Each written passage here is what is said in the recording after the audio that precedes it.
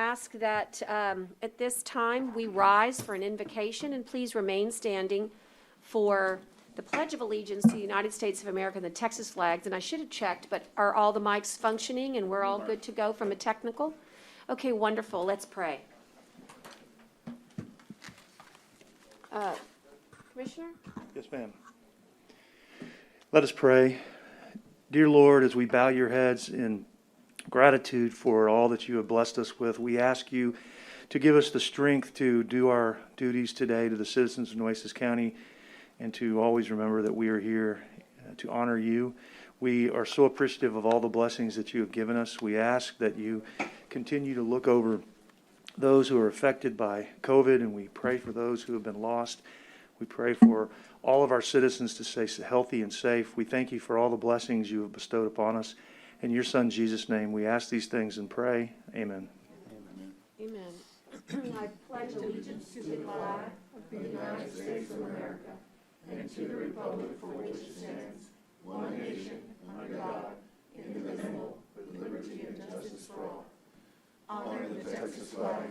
I pledge allegiance to thee, Texas, one state, under God, one indivisible.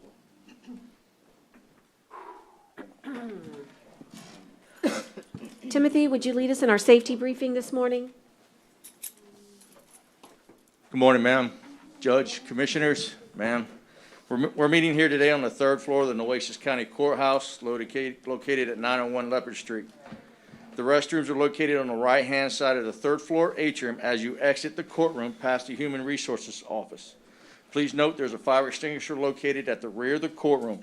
There are also 5 additional fire extinguishers located throughout the third floor atrium. In the event of a cardiac emergency, an AED is located on the right wall as you exit the courtroom next to the Human Resources Office. Participants responsible for dialing 911 in the event of emergency is Tyner.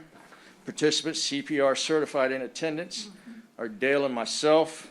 In the event there's an evacuation, our egress route will be down the atrium stairs, proceeding through the doors located at the Pond Street entrance of the courthouse and assemble across the street. Should there be a need to shelter in place, participants will remain in the courtroom. Depending upon the severity of the incidents, the courtroom's double doors will be secured and remain secured until given further instructions from the Nueces County Sheriff's Office or other law enforcement agencies. Our shared safety topics for today is, this is National Moral Awareness Month. Come Get Moral will be November 19th, 11 a.m. through 4 p.m. here at the Nueces County Courthouse. Ages 18 to 44 of ages, their donors are needed the most. So that concludes my safety brief. Thank you, and I just want to add on to the get marrowed. So to get marrowed is so easy. It's literally like a Q-tip swab touching your cheek. And so I hope you'll join me on the, is it the 19th? Thursday the 19th, and Yes, to be able to see if you could be a match and save a life. For those of you that know people who have suffered from cancer, you'll know that often bone marrow can be the difference between life and death. And it's my understanding from visiting with, you might remember our friend Leticia Mondragon, who was the director of the Coastal Bend Blood Center for years and years. She's now the director of the Marrow Center. So she's very familiar with us, our courthouse, and while we always see our blood mobile, this is, I think, probably the first time we've had the marrow match here. So it's easy, it's fast, it's painless, and it could save a life. So hope you guys will listen to Timothy, and all those flyers are up and about throughout first, second, and third floors. That's correct, ma'am. Thank you, Timothy. Yes, ma'am. Okay, appreciate your safety briefing to us this morning. Judge, do you skip the seat? Right above. Yes, it did. Thank you. I'll do it for the clerk. For the clerk, it is 9:10 a.m., and it's November 16th, 2020. We're on the third floor of Nueces County Courthouse, as Timothy said, and all commissioners are present, and so I do certify a quorum has been made. Thank you. And at this time, I'll look to see with Tyner if we have public comment in the room. I don't see anybody, but he's going to check. We've got some folks virtually. Hold on one second. Connie's got is actually, hold on, I stand corrected. We do have people here. Here it comes. Let me, Connie's going to give a quick demonstration for the court. oh, that's great. Is there anybody besides Connie? Just me. Just you. Would you like to go first, or is yours related? I sure will. Let's call Tyner Little for public comment.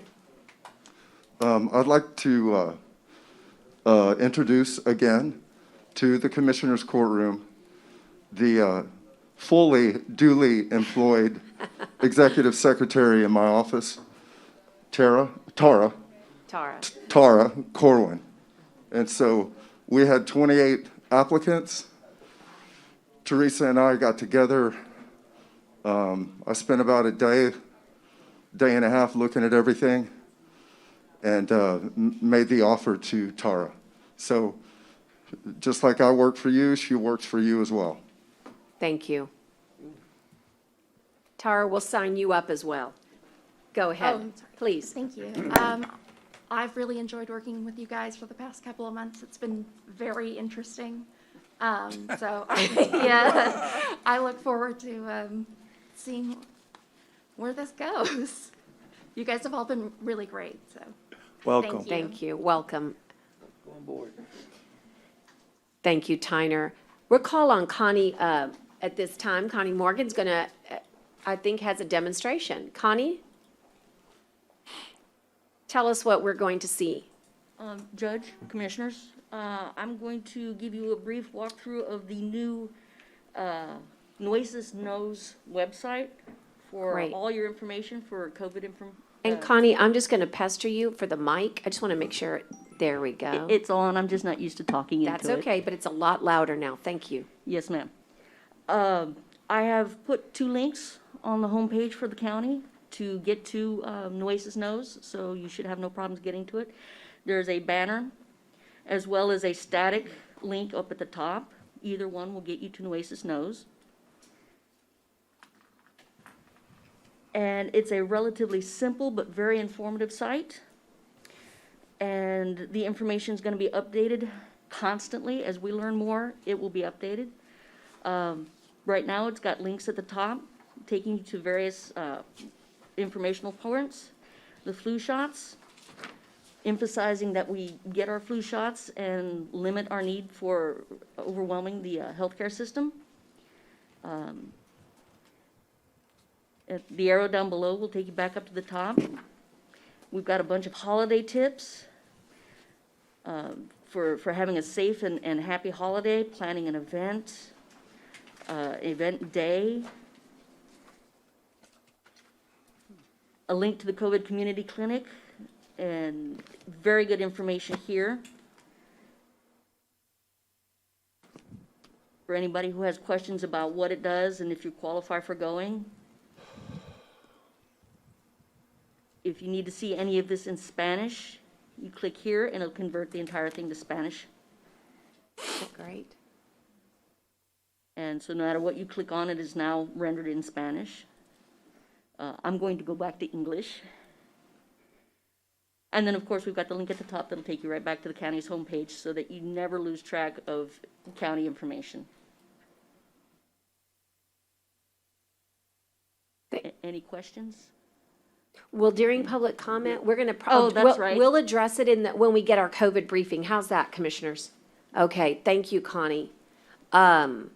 Tyner, will you also take a look online to see, that concludes those that have signed up on my sheet for public comment, but how about online? Also, it looks like we were one person was in the waiting room. Did we allow the county attorney-elect to come in? Okay, good. She's not in the waiting room anymore. Great. And she's the only one that may have public comment. Okay. And Well, they can raise their hand, correct? Okay, we'll see. If Raise their anybody would hand. like to raise their hand, please let us know at this time.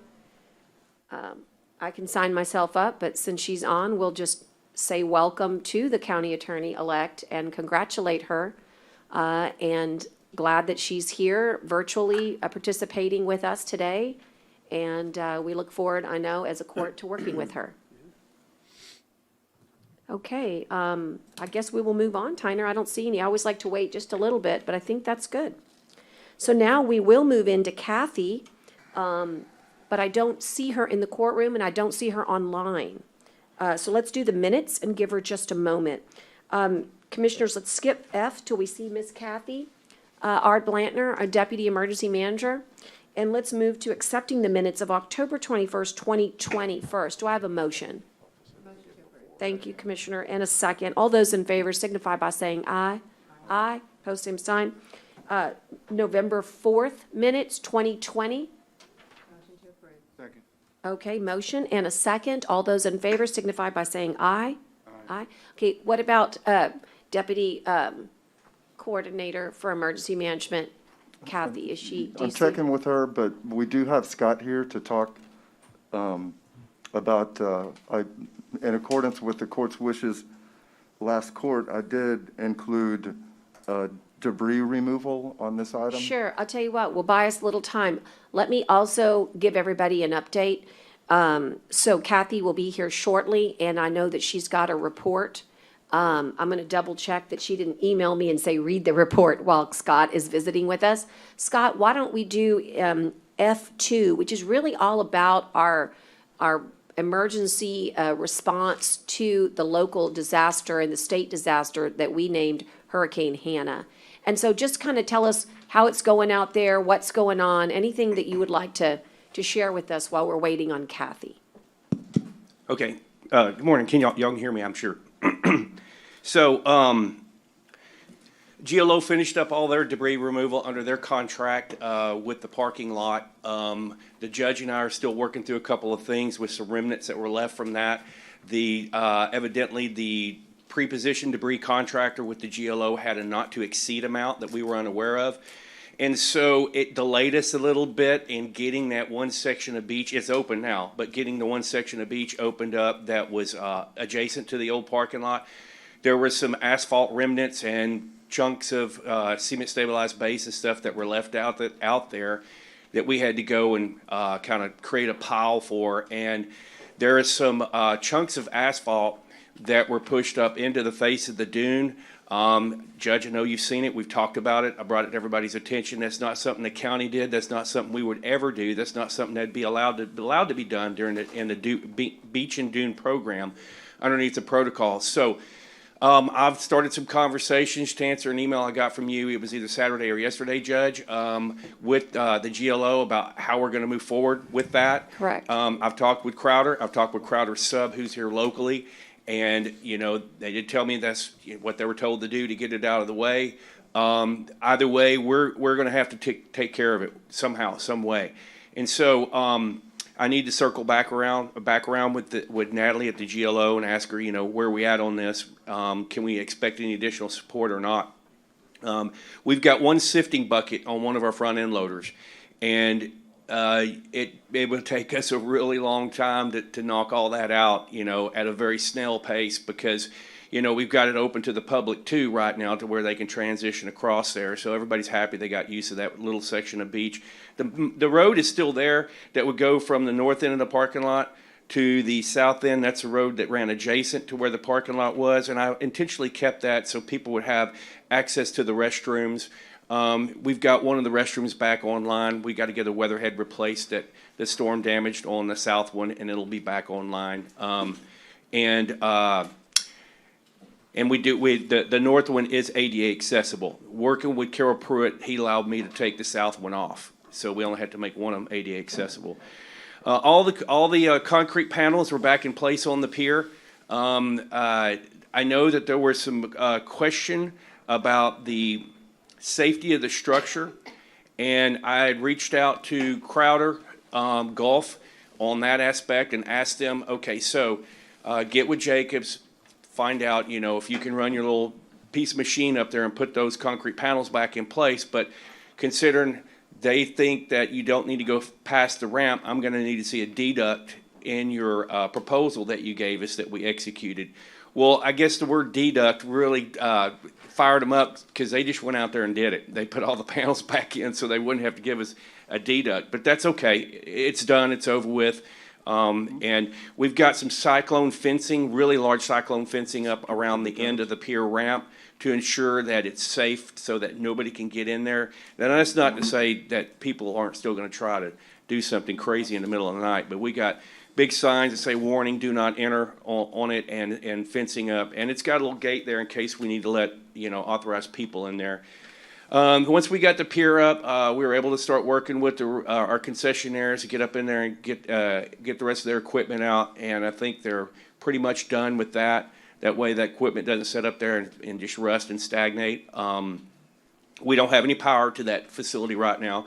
We will not have any power until we figure out what we're going to do in the future. I had AEP pull the power pole because it was in bad condition, and I didn't want it to fall, and those transformers end up leaking everything that's in them into the water. Other than that, think we're doing pretty good, other than just trying to figure out, how we're going to approach this marine debris and what we're going to do with the pier in the future. As you all know, we got local and state declaration, but we are fighting tooth and nail, and it's not looking promising at all that we're going to get federal declaration because we didn't meet the state's threshold, which is somewhere between 38 and 39 million. And so that you understand that declaration comes when all 32 declared counties in the disaster accumulate that cumulative amount. Even if Nueces County was able to get everything that they worked hard on, and the pier and the port, unless those other 31 counties can help make up the difference, we're not going to get there. And I don't know how well they're organized or not organized. So that causes some problems for us looking into the future. But we're working really hard on that. That's pretty much it in a nutshell. You want me to touch on the debris removal, the marine debris at all? Sure. Okay. I mean, touch on it, and that way So- it sets a nice predicate for us talking about some legal questions that we have. So, when we went out and got the quotes for marine debris, it's really important for y'all to understand everything you do that you need to execute within the first 30 days. FEMA sees that as anything that you do is following those wacky procurement processes that they have. You have an exemption in those first 30 days. So we got to work immediately. The Monday after the storm, the judge was sitting in the park office out there with the windows open, no electricity, and we were going to work. And we had Jacobs there that same day and Juan there that same day. Mm-hmm. So we got going on this, and so we could get the pier inspection done. Well, Dale knows this, and Lisa knows it more than anybody in his office.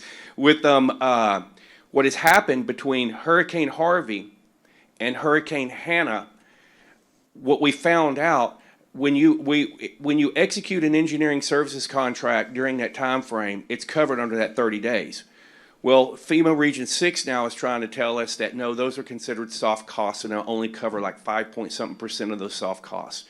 And that they should have always been doing it, and OMB just finally came down and said, hey, you can't keep doing that. That doesn't qualify. So we got that battle to fight with what we've had to do to figure out what's wrong with the pier. But so Jacobs comes in, and Jacobs gives us basically a line item list of everything that fell into the water off the end of the pier. So we took that line item list and we went to our pre-positioned debris contractor and asked him for a quote. Then Haggerty, our consultant, said, you really should try to get 3. So then we went out and we got another one from a local company called J.M. Davidson's here. And then we contacted a third. They did not want to bid on it, but that satisfied as the third quote. We just had to document that. And mind you, we're working with Haggerty, our consultant, right now, through this process. We get all this done basically within probably the first 30 days, maybe into the first 60 days, but that's okay because we got another 30-day extension. So now your emergency window went from 30 to 60. So we get it all done. But then we got really way out in front of Jacobs. So Jacobs is still trying to assess, is it a rebuild or a repair? And so we kind of stopped for a second, and I know the Commissioner Chesney and the judge were involved in this decision. Why don't we wait and see what we're dealing with as far as a rebuild or a repair? Because we may be able to save on mobilization costs. Instead of going out there and pulling this marine debris off the bottom, it's expensive, and then having to come back and do it again, let's wait and see what we get. Well, it's been a very technical process. This has taken longer than what we wanted. So Then the question becomes in, when you look at our pier leases, just from my lay perspective that we have the GLO, we're responsible for keeping those piers maintained, and we're responsible for picking up debris. And the GLO told me that fact, matter of factly, when we were looking at the debris, because at first they were going to try to do the marine debris for us, but then they came back and said, no, no, no. Under your lease agreement, that's your responsibility. And it was a way for them to get off the hook too. I mean, it's a lot of money. And so, but they did help with the parking lot. So that's kind of where we're at. We got a situation where we got to go. We can't wait around any longer. I'm concerned with getting it done before sea turtle nesting season starts, and you got a bunch of Kemps and green sea turtles swimming around. And it's going to make it extremely problematic with, observers and stuff like that. And I've already worked all that out with the U.S. Fish and Wildlife. So, but I think it's just really critical that we make a decision where we're going to. When we're going to do it and get it going immediately, how we're going to do it, and then how we're going to pay for it. So Thank you, I Scott. have a question. Thank you, Scott. Scott, after the last hurricane we had, we didn't get insurance for the bridge after that? I thought we had gotten some insurance. You mean the pier? The pier, I'm sorry. Commissioner, you may be confusing that with Hurricane Ike. The pier did have a claim. It's not insurable. Elsa, when she was tenure here, she looked at trying to get insurance for the pier, and it was almost $300,000 annually to try to get any kind of insurance. And now nobody will insure it. And so as far as insurance, but we did have a claim with Hurricane Ike for Bob Hall that Commissioner, it was a long time ago. I think it was around $500,000-600,000 that we got to do repairs, and we did those repairs. So But to answer his question, it's not insurable. no, we can't get flood or. I would give anything to pay $300,000 right now. Wish you could go back in time. But, Judge, yes, sir? He raises a good question, and I get what he's saying about the not being able to possibly wait, because it would, provide some efficiencies, obviously, if we were going to knock the pier down, and if we were going to be able to get the marine debris out at the same time. And my initial reaction was, yeah, we can't do that. Now, the question becomes, though, I guess, being that we anticipate getting that report hopefully by the end of the month, and you and I have met, and we've talked about some options depending on what the report says, which we think we know it's going to say, and laying those out to the court. So I guess my question to you would be, we're not going to have the funds to rebuild the pier if that's what we think is going to happen right away because of the options that we've talked about. But if the report comes back that says we have to tear it down, could we possibly then say, well, we could do the tear down of the pier only and get the debris at the same time, and then keep working on the rebuild money Yes. as we go down the road? Yes, sir. I think that's the best option for us. And speaking to the auditor, we've had one preliminary meeting, and that's exactly what he recommended as well. Good recommendation. And the only thing is, and we can talk about this, Scott wants to say something, but the one thing we want to do is paper it correctly so we can get a reimbursement provision. Right. And also, although I could probably make a great argument that it's an emergency, and that has to do with, you've got 90 days, because the holidays are here, and once the holidays are here, it's almost consider your year over, although we've got lots of working time, but you literally have 90 days from January to the end of March to get this barge in the water with monster equipment to try to remove everything before turtle season. I recommend that we move very quickly with the RFP, and you should probably see it on an upcoming agenda, like maybe the next one. And so would that include the potential demolition and of the pier? It could. And the pickup of the debris, because that has to be cost efficient. When we're So a talking good money, we're talking RFP about- could probably separate them, right? And Right, so say, that we could- give us one, so we can have the option. Give us one, bid one, the marine debris removal. Additive. Bid additive, yeah. Because Anyway, while we'll you're- figure while it you're out out. there, it's got to be cost efficient to do this way, because. One would think, right? Oh, my Lord, getting that equipment out there twice has got to be super costly. It is.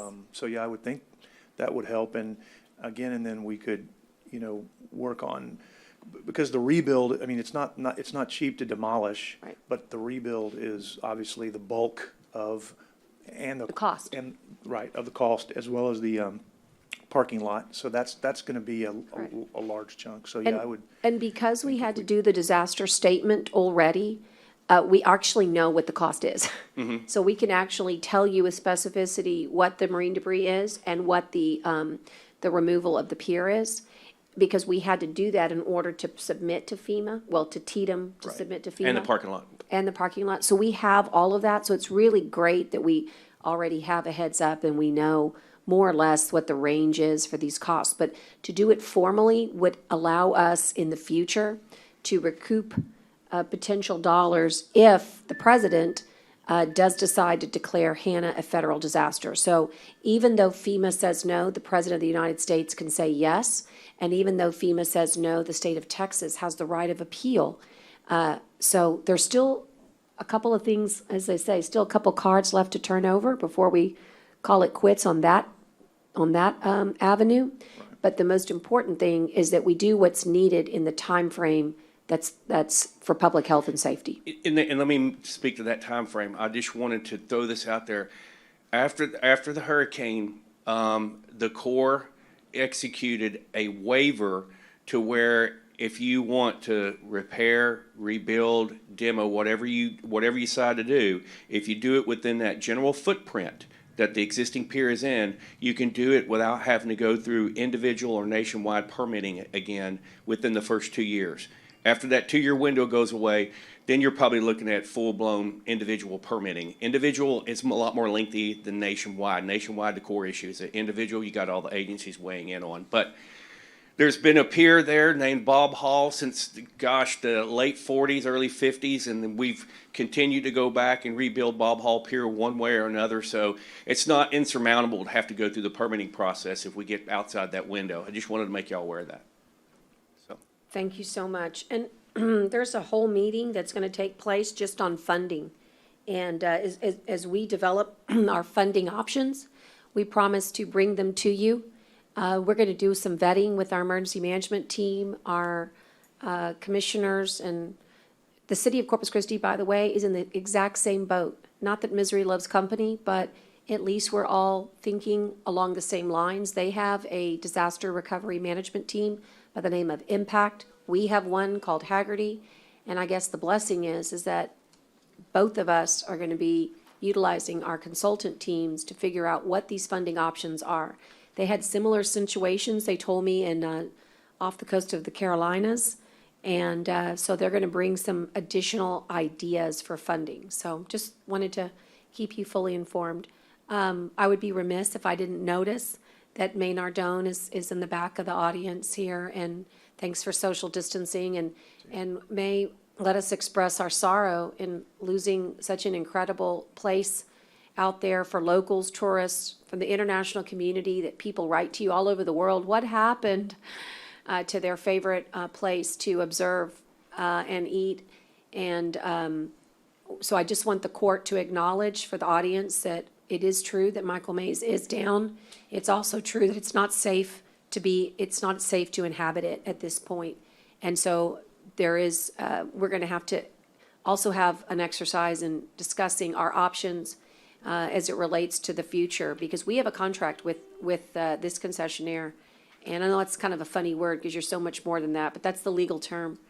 And so thanks for being here this morning, and we're really doing everything we can to advance the process. First, it's always about public health and safety. Second, it's about understanding what the future looks like, how much it's going to cost, what our funding sources are.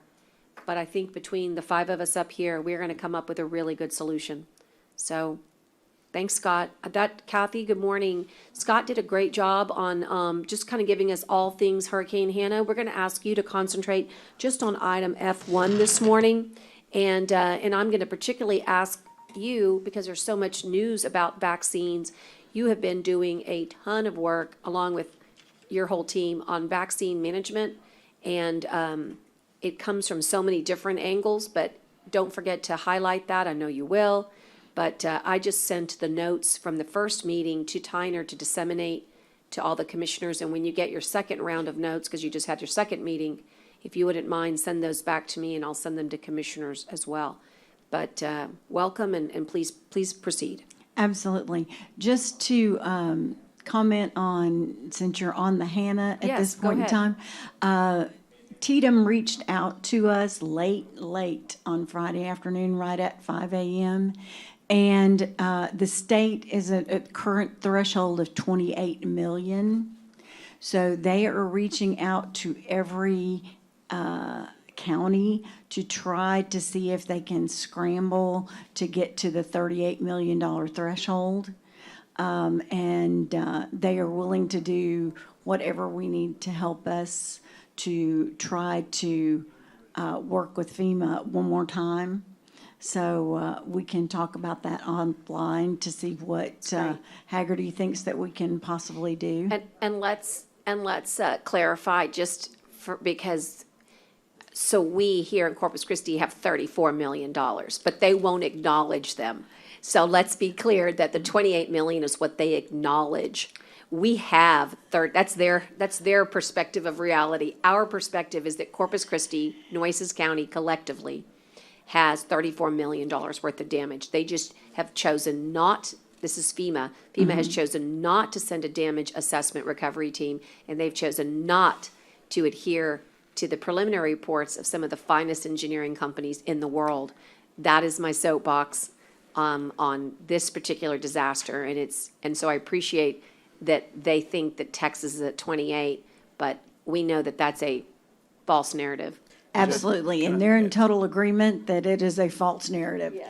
And they want to do whatever it is that they can do to help us, because they believe that FEMA, because they're not doing on-site assessments like they have in the past, are having a very hard time accumulating data and getting correct information. They've been extremely difficult the entire way, and they just ask, since we are the largest submitter of claims for the state of Texas, they've asked us if we would reach out and see if we could not interface one more time with Haggerty's assistance. And so we're going to reach out and see what all the parties here want to do. Thank So- you, Kathy. Judge, to add to that soapbox a little bit, the frustrating thing is, why is there even a threshold? I mean, that's the philosophical question here that someone needs to raise a lot higher than Some my point, pay grade, because if there's damage, there's damage. If it's $5, then FEMA ought to help, because that's what they're there for. So I don't even understand why there's a threshold to begin with, because, I mean, why do you have FEMA if they're going to say, hey, sorry, that first 33 million, it doesn't even matter, it doesn't count, y'all can fix that, no problem. That just doesn't even make sense. So, I don't know where to go with that, with that part of it. I 100% agree that we have more than met the threshold. Here locally, we've had, just this pier alone, with the debris in the water, the debris on the land, the parking lot, the pier. I mean, that's pretty close to that number. Well, that's not true. That's 2/3 of that number anyway, probably. And I can't believe, with the ports damages and other areas around the coast, Galveston and they had to be affected by storm surge as well.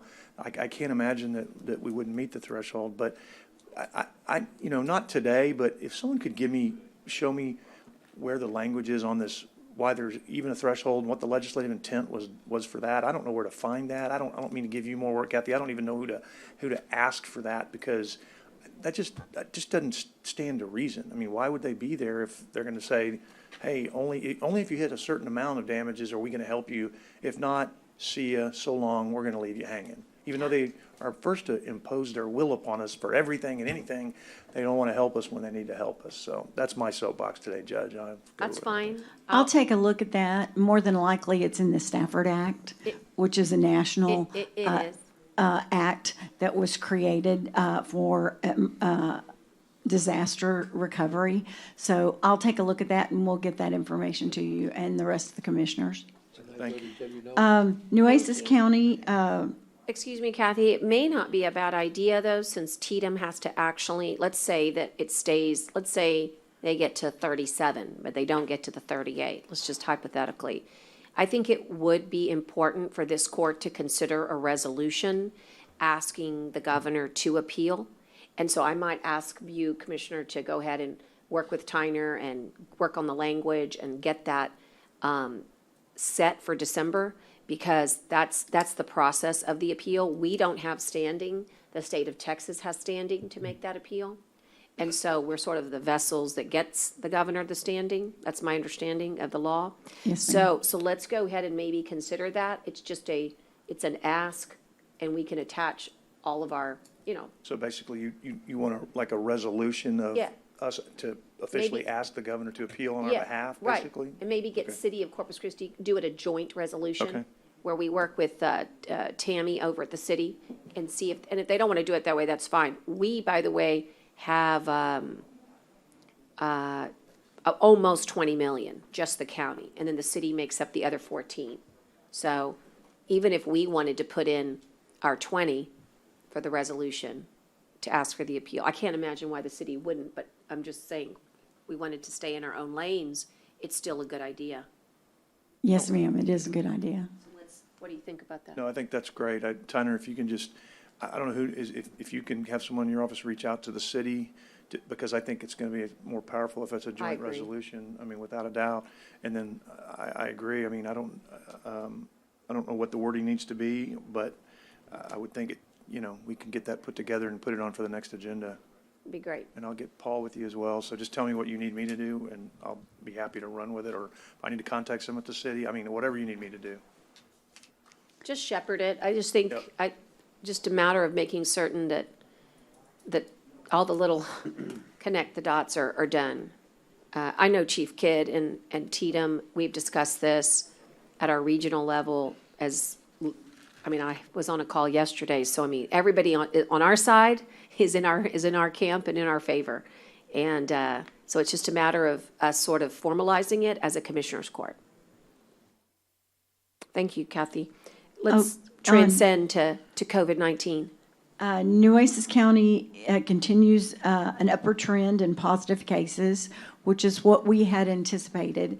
The total cases for Nueces County is 22,192. Yesterday was only 7, I say only, it was a good day. There were 7 new cases. We had 6 new deaths, which brought our death toll up to 463. Texas is experiencing a surge in COVID-positive cases. We're number 1. Number 2 is California, right behind us. El Paso is experiencing an extremely large surge in their positive cases. They have had a 1,000% increase in less than a month of COVID deaths.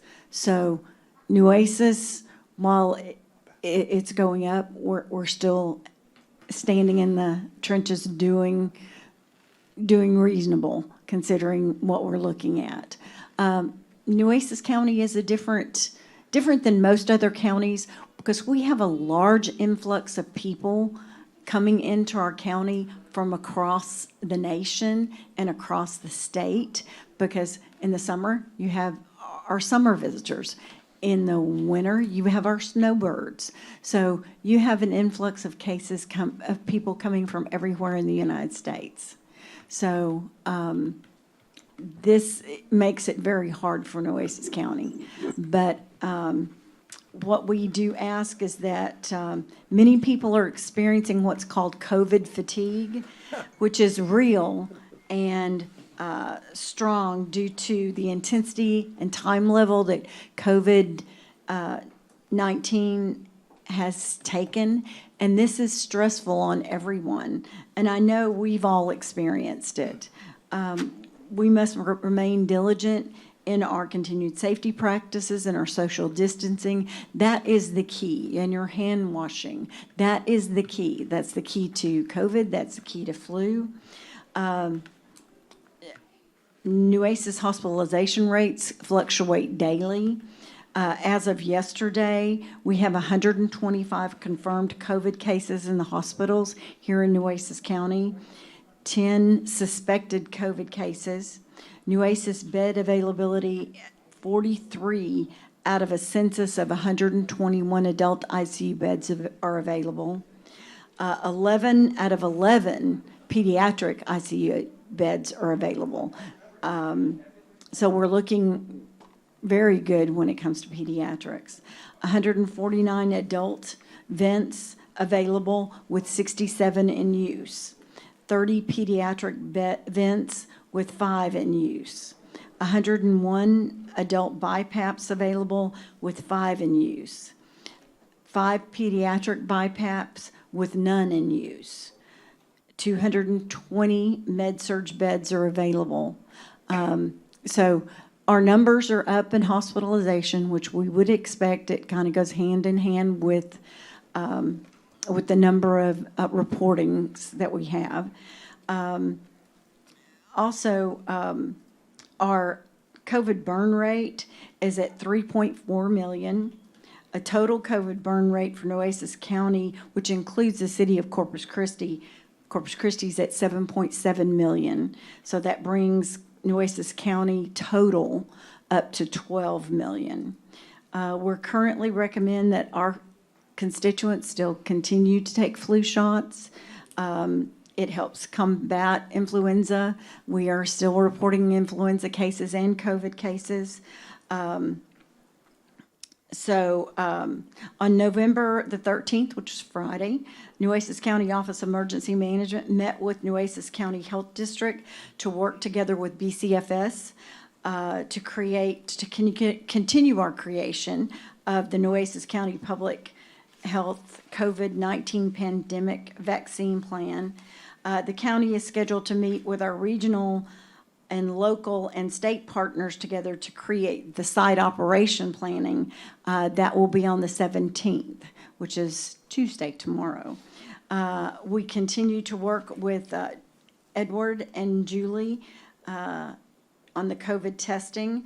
As of the reporting on the state website, Nueces County has tested 139,380 people. Now, we probably tested more than that, but that's the most current data on the state website. Our Nueces County Emergency Management is concentrating heavily on the emergency management and Nueces County, Corpus Christi Health District pandemic COVID-19 immunization plan. We anticipate that Texas, as of Friday's meeting, Texas is anticipated to get only 25,000 immunizations on the first release. So they require that at least 1,000 doses per location be disseminated at one time. So that is not very many vaccines. We are preparing to make sure that we have the proper refrigeration, understand the proper timelines. We are looking at healthcare individuals first responders, then next we will look at long-term care facilities and assisted living facilities. That will be in our phase 1. Then phase 2, you will go to the next level of determining what population will get those. And then at phase 3, the major population will be offered the vaccine. The major key with managing these vaccines are the temperature at which these vaccines must be kept, the timelines, even the timelines of which you can open the refrigerator. How many times can you open that refrigerator that's got that dosage at a minus 84 degrees? How many times can you open that refrigerator? Once you dilute that vaccination, how long can you, is that vaccination good once you've diluted it? It's not long. So the main thing is when you prepare the vaccine, and it can't go back from one, you can't go from being have saline put it and diluted it, and then go back in the freezer. Once you've diluted it, it has to be used. It's got a really short shelf life. So the key is to make sure that when you have the vaccine is that you use it well. And also that one of the key issues is that it's most of them are 2 doses. So you give a dose and then you have 21 to 28 days before the second dose is taken. So what we're currently looking at is centralizing our locations for specific drug manufacturers. Like Memorial, there'll be one type of drug given there. Robstown, there'll be one type of drug given there, so that it keeps confusion of the population down as to what drug they took, when they took it. So there's a lot of tracking that has to be done with this. We have to do our local tracking system, and then we have to do a state tracking system. Once you give that immunization, you have exactly 24 hours to load the information on that patient into the state website. So there's a lot of data collection that's done with all of this as well. You have providers who apply to be providers in this region. So we have approximately 50 providers who have applied to provide vaccinations. And they're anywhere from Amistad, the health department, CVS, HEB, Walgreens. We're looking at a lot of the major, like CVS and Walgreens, the major pharmacies, to be the ones to vaccinate the long-term care and the assisted living. So we are watching this very carefully. It's a lot of moving parts. We did a state operational exercise of which Judge Canales was one of the presenters in that exercise. But we also are looking at different ways that we can make sure that we reach the colonias areas and make sure that it's in English and that it's in Spanish and that it is on a level that a 4th grader can understand. Because if you don't make this easy, it gets too complicated for most people. So we are doing a large amount of public service announcements, PSAs, because education, and we're going to start educating people way before they have an option to get a vaccination. So we're working very diligently to make sure that the operational plan works well, because we have our security, our police, our nursing staff, and we have lots of expertise in this area. Also, with this vaccination, you have to have a 15-minute hold time once you give that vaccination, that you must watch that patient for reactions. So it's not like when you get a flu vaccine and you just drive through, get your vaccine, and then drive off. They have to get the vaccine, then we have to place them in an area and they have to wait for 15 minutes and we have to observe them. So we're looking at several different scenarios of that. And then we're also looking at Richard and Borchard Fairgrounds, because we've got where we can take them inside and social distance them and do the administration in that region as well, in that area. So we're working very diligently on these plans, and we hope to have our plans finalized in December. That's a great report, and as much information as there, commissioners, I'm sitting here thinking we could literally, we're missing so many things. Not that that wasn't just an amazing report. I'm just saying that there are so many things that we could talk about. So I want to invite everybody to the workshop that we're going to have coming up that really is going to be addressing COVID-19 response very technically. We've set it up kind of like a conference, 30-minute intervals. So if you're not interested in a particular subject matter, you can, I guess, plan your day accordingly. But on vaccines, as we actually receive them, we can provide even more information to you, as I'm sure your constituents would want to know that. For now, just know that we've never done anything like this in our country. And so the idea that it's routine, even though we've had multiple vaccines before, including influenza, H1N1, meningitis, there's lots of vaccines that Health Department has dealt with. So in some ways, it's not completely novel, but in most ways, the logistics on this particular piece of it is really complex. And I just want you to know, we've thrown a ton of resources, which means money and human capital and intellectual capital and everything at this, because we want to be the best at it. Because as you guys know, Nueces is the healthcare center region for our entire, community. And I mean like 14 other counties. So we really know that we have a big responsibility. And when we consider some of the aspects Kathy's mentioned, like the rural community and the colonias, maybe that's something Commissioner Gonzalez could even host a particular colonia. Just that piece, you could drift it this way and just get him to assist just in that particular logistics. So anyway, and maybe Commissioner Modis, could assist just in that rural component. Use the resources that you have here. But anyway, commissioners, I think it's an incredible, like I said, I wish we could explain to you all of the details that go into Kathy's week, but you did a pretty darn good job of giving us a good overview. Are there any questions for Kathy? And she could answer either Hannah or COVID at this time. This is where you run if nobody asks a question.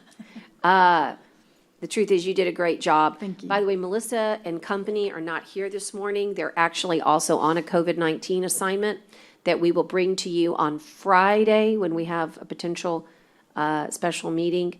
We're going to discuss, maybe we can bring it up in another agenda item that might be no, it's not related. We'll have to bring it up on the next time. But we've got our COVID-19 emergency response team tackling a very important issue as well as it relates to providing more beds for this surge that South Texas is experiencing. So, thank you, Kathy. Thank you. Okay, let's move on. I've got H1 as my next agenda item, and this is a board appointments, and this is styled as the announcement by the county judge. And so there's no action required from the court, but the appointment is to the Nueces County Industrial Commission, which is also known as the Nueces County Development Commission, affectionately known as NCDC, pursuant to Chapter 381 of the Texas Local Government Code. I received a resignation from Miss Lindsay Peach, and as a result, a spot has opened up for this particular commission that we as a court in 2019 developed and has been doing unbelievably great work, not just during COVID-19, but to continue the we're open for business welcome mat. And so it gives me great pleasure to tell you that I am naming Commissioner Carolyn Vaughn to this position. And I know she is going to not just go in there and take that role, but she's going to be a leader in that commission. And all of the favorite projects that we have started here together, I know that you will carry on there. And so I know that we will need to do that official letter in transition, but this is my opportunity to say, I know we're in good hands if you're there leading economic development for Nueces County. Thank you, Judge. I appreciate that. I'll do a good job. And so now we'll move on to the consent agenda. And we have several items to present, and they range from letter A all the way to letter R. And at this time, I'll pull Q just for clarification. Commissioner Vaughn, do you have any? I don't. Commissioner Modis? No. Okay, Commissioner Gonzalez? No, ma'am. Commissioner Chesney? Or you said, you said for the consent agenda? Yes, sir. H, please. H, you got it. Could I have a motion, please? Commissioner, I need to pull Judge. item C. Item C. You want to table it, Dale, or pull it? Pull. Pull, okay. Okay, could I have a motion to approve all those that remain and it's everything, except for C, H, and Q. Motion to approve. C, C, H, and Q. Is that, we'll wait to make sure, okay? C, H, and Q, motion and a second, and all those in favor signify by saying aye. Aye. Okay, Judge, Dan- if I may interrupt real quickly. Oh, I'm sorry, Michael, That's forgive okay. me. Michael has something to add. Yes. Hold that thought, for the clerk. Michael's gonna do something here. Okay, Sorry. so on the regular agenda, under purchasing, 3B1 and 3B2, those are items that should have been placed on the consent agenda. They're not, they shouldn't be regular agenda items. It's just requesting to go out for bids for contracts that are going to be expiring soon. One is for the inmate telephone service, and the other is for the janitorial service. And they're both expiring in February next year, so we just want to get a head start on that. So, Michael, the request is that they be included in the this. consent agenda. In the consent. Well, So we're just, I would just making a motion to approve those. That's fine, I'll now. take that. Yeah. Motion and a second. All those in favor signify by saying aye. Aye. Aye. Thank Thank you. you, Michael. He told me in advance, and I apologize, Michael, that I didn't remember. Okay, so let's start. I just like taking them in alpha order. So Dale, will you start us off with letter C? Yes, Your Honor, this was just a small typographical error on the item C. In your information you provided, item number 6, you had a incorrect value of $13,446.11. That balance should have only been $112.50. You should have been provided the revised schedule of the special motions, so you'll now see the revised that you should have in front of you. So I submit the special motions as it is with the amendment of item number 6. Thank you. I'll take that, a good explanation. Motion. I've got the motion by Commissioner Modis. And a second by Gonzalez. All those in favor signify by saying aye. Aye. Okay, and then let's go to H, please. I just wanted to be able to vote separately on that, because I need to vote no, because I believe, and I don't want to rehash the whole discussion, although strangely enough, we didn't have that discussion in the public. We ended up having it in closed session, and I know there were people here that wanted to talk, but I just wanted to vote separately on that. Okay, okay, thank you, Commissioner. So move. Okay. And do you want to just, And, Judge, can I maybe Yes. add some light to this? If we recall, when we brought this item for court last time, we had 2 yeses, 1 no, and 2 abstains. Correct. So I just want to make sure the court is reminded of how they voted before, and if they want to. I was going to say, I to think it emulate- just goes. If y'all want to emulate that again for this, Got to it. be consistent, just That's so y'all are exactly what I aware. was just about to say. If that's okay, Commissioner, he just follows the same rules. So Okay? All those in, thank you. So I do have a motion, Commissioner Gonzalez. Can I get a second, though? Second. Commissioner Modis, second, and then all those in favor signify by saying aye. And then the noes, no. and then the abstentions, myself, And me. Commissioner Vaughn for the record. Okay, that coordinates. Thank you. Now we'll go with Commissioner, myself on Q. All I wanted to point out is sometimes it gets lost, so I wanted to make sure that you saw that we have one more transfer allocation that we're going to accept right now from the city of Corpus Christi. It's an additional $415,000 from the CARES Act. So we're going to use those funds to provide air filters for all the courtrooms, all over. Every courtroom is going to have a special ionization air filter that kills molds and mildew and viruses and bacteria, and it's a really good machine. Later, I'll have Juan come and explain it to you whenever we can, maybe even demonstrate it, but this was something that we thought was important as we reopen the courts. And I did not mention this, but we'll have to, since we're having another meeting this week, I'll tell you about the new Supreme Court decision about jury trials and the extensions. But still, these air filters are very important. And Okay. Dale, could I just That's ask? just one piece of it. Yes, ma'am, I'm sorry, I didn't mean to interrupt No, you if it's I okay. did. Dale, could you provide, and you may have, and I just haven't seen it recently, a running list of what we've spent, our burn time, all that stuff, and then how much we've got reimbursed, so that the court can just keep up on what we've spent and how much we've got reimbursed, and if we're still in the hole, or if we're back to even, or wherever we are? Would that be For COVID, no problem. We can give you a list of everything we spent and what we've received. Oh, okay, And that'd just be so you great. know, your daily burn rate, I'll just caution you, open it up twice. So open it up and then go to your tabs. And the tabs, Oh, the second opening? yeah, in other words, to me, it always looks like you're just getting that one great spreadsheet, but then if you look at it, you'll see your tabs are up top. you know what, I may And not then have- I haven't all the done that. detail that you're asking for is there by subject matter. So if I you didn't- want okay, personnel. I did not open the second one. I know, didn't know. it's hard to, it doesn't say it, but it's all there. And then on the reimbursements, we do have a great summary, but I think that, I'll send it to you from Maria. She's in charge of submitting the reimbursement request, but I can tell you that we have $3.4 million pending to Tatum right now. And I'll be signing another $630,000 this week for the governor's fund. So, But the burn rate then doesn't have the reimbursement? no, Okay, burn I rate was is gonna just say. what we No, okay, spend, I thought but maybe it's, I'd- okay, but my every bad. day you I've get seen it. that, It's right, I've not seen the burn weekly, rate. it's daily, daily burn rate. Right, so- And then on the reimbursements, let me send it to you from, grants, because we track that daily, and what we do is you can see online where each of our reimbursement is inside the Tatum portal. So all our money gets reimbursed by the state of Texas, and so you can see where we are in the process. Well, unless it comes from the city, that would be reimbursement. Oh, well, that's true, but no, you know what, it shows that too. Right. The Okay, so transfer out. So, yeah, I mean, if there's just a way, I don't need it daily, I just, maybe even a monthly report that Yeah. says, we spent 5 million and we've got 3 million reimbursed, or whatever the number Right. is, and we've got this much outstanding. However it can be Correct. sent in simple form, that would be great if that's possible. No, I think it is possible, don't you? Yeah, we can tell you exactly how much we've received so far in actual cash funds, and as the judge said, we've got a lot of pending requests through TDM. As well, as he said, the city has transferred some of their allocation of the code virus funds. However, that's still sitting in TDM.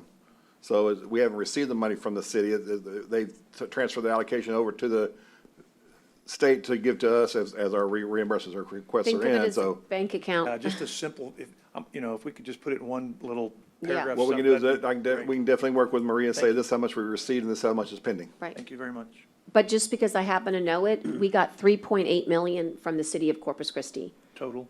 total what we in got. I mean, I may be off with cents. No, Okay, I I'm just understood. giving you, So- yeah, what do you- 3.8 million in allocations from the city of Corpus Christi And then what do you, in 3 different, to ask you, what do you, Mm-hmm. if you know, what approximately have we spent and what approximately have we gotten reimbursed? okay, You so. may not know that, I don't mean to put you No, on the spot. I know. I would think you do. Absolutely, down to the penny. I'm sure. So basically, we've gotten about $4.4 million total allocated to us, and we're gonna spend about $4.5 million.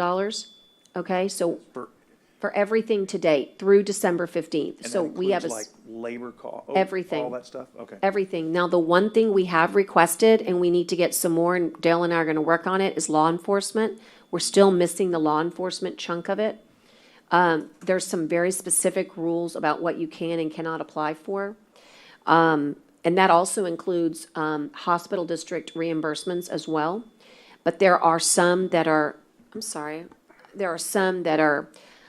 yet to be, so you don't get reimbursed until you spend. Okay. Okay? Right. So some, for example, haven't even been spent yet from the hospital district. For example, they've allocated up to $3 million for step-down unit, but they haven't been asked to pay a dime yet. So until they spend, there's no way to get Right. reimbursed. But you're thinking we're pretty much at a almost break-even point based on Yes, what sir. we spent? Yes, and what sir. we've been reambused for? Yes, sir. Okay. But I won't, I think that's important for people to know. It that. is, and just, the process is incredibly laborious. But it's unlike FEMA, it's better than FEMA in that our money is secure. Our money is there, but getting it requires a tremendous amount of paperwork. But the portal kind of gives you an opportunity to see where we are. And you know how I said we put a ton of human capital and money into vaccination? So if you ask me, what's going on right now with like your world, Barbara? So like 50% is all human capital in vaccination, the other half is in reimbursement. In other words, we've poured in tons of effort into getting our dollars back. What's my goal? December 31st. What's our deadline? December 15th. That's the last day Tatum will accept your invoices. So we're on an internal deadline here within December 1st. So this is an all call. If there's something important, For COVID. for COVID. So, but then obviously it starts over next year because we're not getting out of this anytime soon. So- That's correct, Okay. but there's no more stimulus money Gotcha, okay. from that bucket. But there are other buckets, and we'll be pursuing that, those other Starts buckets. over again. Right, Right, okay. but we do anticipate we will get a stimulus bill, but probably not till February. Gotcha. Okay, thank you very much. Thank you. But we'll still get you all the detail that you've requested. Okay, so I'm gonna go ahead and ask for a motion for the clerk to make sure I do that correctly. Motion moved. and a second, Second. and all those in favor signify by saying aye. Aye. Thank you for that. Let's move to the canvassing of the results. Very exciting. I have one question, Judge. Yes, please. sir, hold You on. don't mind, you don't mind to go back to this, but I was looking at the boards, Tyner. Well, this, do we have the deadlines with those, when they expire and all that? Are they It's a whole bunch of years. online, Tyner? That's correct. Once this gets approved, and they're all gonna be pretty standard, that they're gonna be open, Starting with- they'll open today, they'll close November 23rd, and we'll recommend appointing December 2nd. And that's standard for all those boards. All of them? Okay. Okay, thank you, appreciate it. Could you give Commissioner just a little rundown, though, of them? Just go ahead and email it to him. Oh, Email yeah. it to everybody. I sure will. If, Make it easier for everybody. yeah, if you look at the attached, I'm sorry, I misspoke. The Emergency Services District number 6 would open today and close Wednesday, November 23rd. And that appointment would be December 2nd. And then all other boards, Which one, Tyner, I'm sorry? Emergency Services District number 6. 6, okay. And then all other boards would open today and close Monday, December 7th. And then the appointments would be December 16th by Commissioner's Court. Okay, so it changed from the 2nd to the 16th now, right? You said 2nd a while ago. He did. I don't know, Judge, and I'm not, I know that with Councilmember-elect Martinez, we'll have another one there. Has he submitted his, what do we have to do on that one? It is He did. resignation. He So you're gonna did. post that one too on the next? Yeah, one? yes, Yes. yes. Can we, yeah. I could we think it's on here, no, it's not. go- Yes, it It- is. Oh, It yeah, it is. is. I'm It's sorry, number that is. 2. Okay, It's my number bad. 2. And I'd Oh, like I to saw it. report to the court that as suggested last court, we had the South Texas Water Authority posting, and we were able to get that on social media and our website, and it was posted as usual. If you're a member of the county posting, then you would have gotten notification of that posting. So if you haven't joined, Robert Duran's been operating that now. So I'll give you all another opportunity to join that link, and then you'll get those notifications. And I'm really trying to push staff, including Connie, to get our Granicus board software up and running, and I'm hopeful that we'll do a demonstration on December 16th and get it operational by the first of the year. Pretty exciting. And then, and I just saw on here that there's a special meeting called for the 19th because more than 3 commissioners or whatever are going to be there. And I know it's kind of late, but would there be the possibility to add a couple of things to that posting since today's that day? Our deadline would have been 9 a.m., but we plan on having a special meeting Friday. Oh, another one on Friday? No, Oh, I'm we sorry. couldn't, we had a conflict on Thursday. Sorry, Friday, right. I'm Yeah, sorry. and so it's 19th. Friday, whatever the 19th Oh, is. wait. Wait. Hold on, let me get the calendar.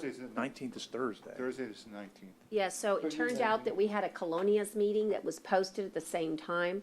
So we now believe Friday is the best date instead of Thursday for the special meeting. Only one And special so meeting. if you have agenda items for Friday, They're small, they're You like can get them to time yeah, I'd like to get 'em resolution this and a bid afternoon. awarding, you know, so we can do those still? by yes, the afternoon, Okay, by 4, Tyner, please. or by 4 o'clock, please? Please. So then this agenda that we just got, hold on, which is That, November. that agenda is directed at the Colonia initiatives Yeah. only. Still happening. Yeah, and just so you know, you don't, it's just, here's the thing, if we all want to go, we have to post it.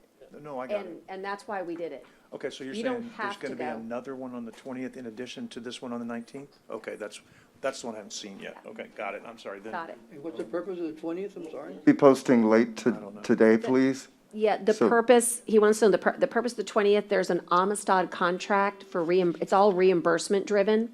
We had some, I'm gonna call them housekeeping issues that needed to get, would that be fair, Laura? Just housekeeping issues with contracts that need to be clarified.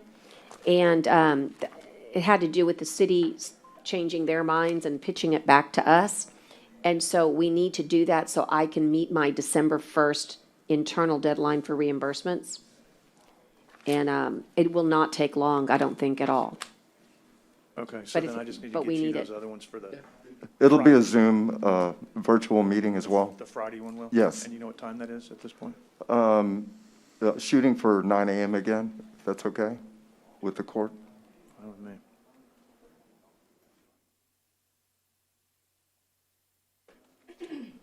Thank you. Thank you.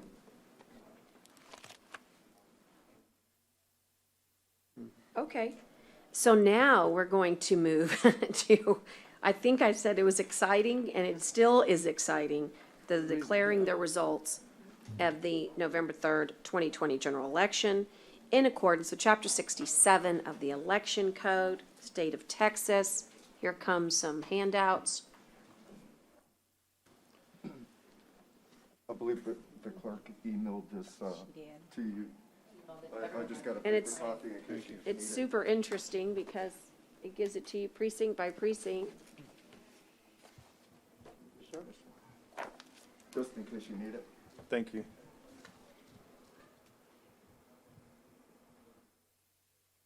Okay, everybody got it? And you've had it for email? And so, Kara, would you lead this discussion? Right, County Clerk. Pretty simple, thank you. So we are done.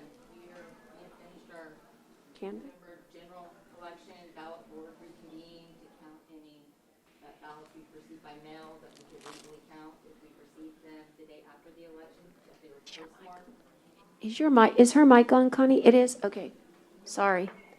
Not as well as I normally do, I don't know. There you go. Try it again, if you don't mind, start over.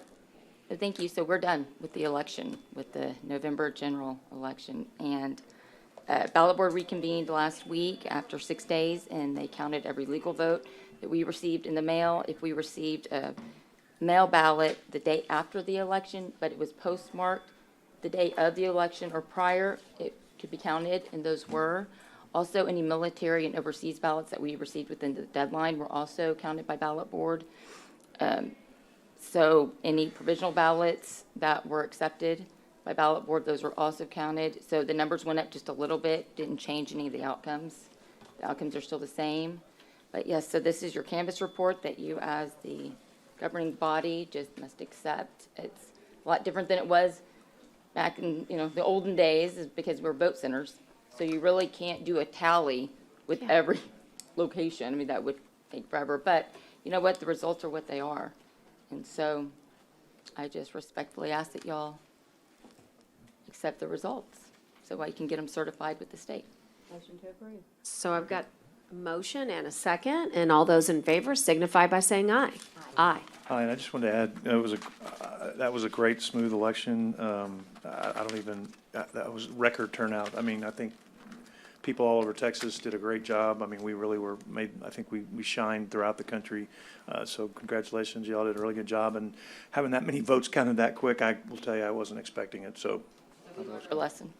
It was a lot Well, of, voting centers are great. They are. And that really is what people like. It took a little while maybe initially for people to say, oh, wait, I'm not, I can vote anywhere. I can vote anywhere. But I think, and I'd like to commend the RTA for free transportation to any of those voting centers. And I think curbside voting is great for those that have disabilities and special needs.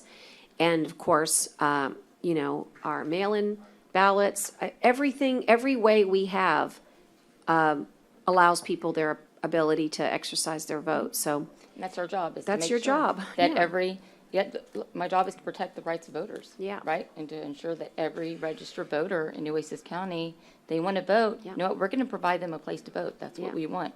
So. and it was safe Yes, and it was safe. and it was secure. Yes, And everything. I didn't hear horrible lines, although some people Yeah. did have to wait, but I'm saying we didn't have, Right. Oh, well, Lines I are don't know. good.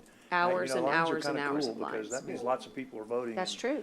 Man, it was incredible. on the So, first day of early voting, there are a few people that got in line at like 6 because they want to be the first one to vote. To vote. So if they waited in line, they actually got in line 2 hours before Correct. it opened. But you know what? Everyone that worked the elections, all of, my staff and my elections team, all the judges, the presiding judges, y'all's help, even the candidates, and especially the voters. Everyone, I really think, you know what? They just wanted to vote, and everyone worked together, and there just wasn't any problems. Yeah, like and the we only see, thing I so- want to mention is not a problem per se, but just something, since you're very active in the association, I thought it was very interesting. I got a call from someone that I care about a lot, and they suffer from Parkinson's. Okay. And they think that we should advocate, how we have the signature matching, that we have people who have chronic illness that affects their signature. Right. And I thought that was a really important advocacy issue, and I'm just going to throw it out to you and say, whatever you come up, or when you Right. go to your conferences or you talk about it with your other associations, will you check into it and get back to me so I can get back to them? Yeah. So I we just think it's a have- really good issue, because this person is not, Right. would normally have a fine signature, but because of Parkinson's, Right. does not. And I- it's, It is, and I agree, and we've been working on this, and something that we've worked towards, and it just hasn't made yet. There is a cure period for provisional ballots. I think there should be a cure, my personal opinion. I Yes. think there should be a cure period if your ballot gets rejected because the signatures don't match, right? And I think I that you should agree. be able to come in and prove, hey, that's me, Right. I do. or if you just because that was such an important issue, so many millions of Americans suffering from Parkinson's. And I know that they're working on it at a national level. I just thought Yeah. I'd mention it because it No, was no, and I agree with interesting. you, it is something that really needs to So, get done, so. okay, thank well, you. thank you. Can you help me? Did we say aye? Yes, okay, so we're good. Okay, thank you so much. He has been waiting patiently, I think, out in the hallway. I'll ask Deputy Vasquez, listen to me, Deputy Vasquez to ask Judge Joe Benavides, JP Precinct 1, Place 1. Excuse me, Judge, we Yes? actually have Kevin Hazel Okay, on the Zoom meeting, yes, sir? and that is, we understand is who's going to be presenting for the judge. Oh, okay, forgive me. I just saw that the judge was here. Recognizing you, Judge, we have Kevin Hazel on the line. Would you like to start, or Mr. Hazel? I would like to start, and then Dr. Silva, and then Kevin Hazel. Okay, well, we've got the agenda now. Please proceed, Judge, welcome. You're going to talk to us about truancy prevention. Yes, ma'am. Thank you so much, the Honorable County Judge, and also the Honorable Commissioners of the Nueces County Commissioners Court. I would like to express my appreciation to everyone on the Commissioners Court, thanking everyone for your full support and involvement for our grant program that recently was awarded to Panorama, which provides funds for CCISD Miller High School and the schools that fall in the Vertical Learning Committee. Panorama, with all other partners, play a crucial role in curtailing the dropout and truancy issues we have here in Nueces. Thank you for your involvement and continued support in combating truancy in Nueces County. As the presiding judge for the Justice Courts, I have continued to find solutions to make a difference in our county on ensuring that our students from Corpus Christi and Penn School District, Flower Bluff Independent School District, Toloso Independent School District, Cal Allen Independent School District, West Oso Independent School District, Robstown Independent School District, and all the other ISDs in Nueces County area to ensure that our students in Nueces graduate and go on to higher education, a trade school, or the military. But we want to make sure that we ensure that they have our full support. We as a whole greatly appreciate your support in finding solutions to combat our truancy issues in Nueces County. Now I would like to introduce Dr. Ralph Silva of CCISD to address the solutions and/or ensuring that our students have been given the opportunity to a higher education. Thank you. Thank you. Welcome. Nice to see you again. Good morning. Good Good morning, morning. Commissioners, County Judge Canales. I just wanted to take this opportunity to thank everyone and Judge Joe Benavides for providing us with a tool, a tracking tool where we can monitor the attendance of our students in CCISD. Again, this tool just supplements the current system that we have in place for tracking attendance. And at this time, I'd like to introduce Mr. Kevin Hazel, and he is a representative from Panorama, and he will be giving you a brief overview on how the system works for tracking attendance. Excellent. Welcome. Mr. Hazel, we're ready. Awesome. Thank you so much for having me join this morning. So like Dr. Silva said, we've been working with the Miller VLC in Corpus Christi ISD over the past year to implement Panorama's Student Success Platform, which is really used to support districts in identifying students that are struggling with their attendance and also cutting across other indicators of student performance like behavior incidents, coursework, and so on. So Dr. Silva just asked me to do a quick overview of what lives in the Panorama platform. Here I am actually using a demo account because we did not want to share Corpus Christi schools data live today. But this is the same platform that we currently have in place for the Miller virtual learning community in Corpus Christi ISD. So this is really a tool for everyone from a district administrator down to a school administrator and a classroom educator to really understand the whole child with an emphasis on understanding issues of attendance and how that relates to student performance as a whole. So in Corpus Christi today, district leaders are able to look across each of these indicator bars, so looking at academics in their coursework, attendance, behavior, and social emotional learning screener that we have been administering over the past year for the district. This data is all brought in from Corpus Christi's school information system.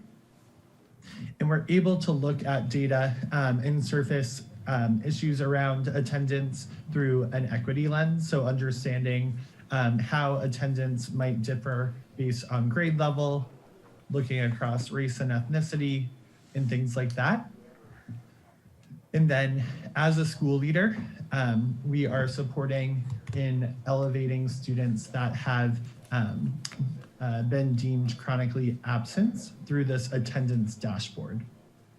So on the, on the attendance dashboard, schools are able to set their goal for attendance this year and are able to look at trends over time. And then we use it as an early warning system to show when students are beginning to trend downward on their daily attendance. So by using this platform, districts are, or schools within the Miller VLC are able to group students and based on attendance. So really quickly elevating the students that we might want to intervene with today. And they're able to actually really quickly surface those students in attendance, take stock of how many days that these students have missed so far this school year, save groups of students to intervene with, and then actually create plans for these students right within the platform. So if for these 5 students, I want to create an intervention plan around attendance, I can say, I can actually track all the data or track the actions that I'm taking alongside the data that I'm acting on here. So that was a really broad overview of how the tool works at the campus level. And wanted to also just point out that at the student level, you're able to look across attendance and looking at coursework. And so we're able to see when students might have missed a course over the course of a given year. And we can also look at that data alongside their grades to surface issues that we might want to follow up with. For example, the student receiving a C in their math class and also missing that class 16 times so far. So we're able to really quickly surface students for intervention and just monitor attendance in a robust way alongside those other indicators of success. So I will stop there, but please feel free to let me know if you have any questions. It's a great analytical program, Judge. It's all about technology, and I think this is a tool we're going to use in the future. Oh, it's great. What I like about it is that it allows you to schedule for intervention. I had a daughter with a chronic illness who missed school all the time, and if you don't have a good tool like this, it just looks one way on paper. But if you have notes in the file and intervention, and you can see, oh, this is a great student, she's just sick.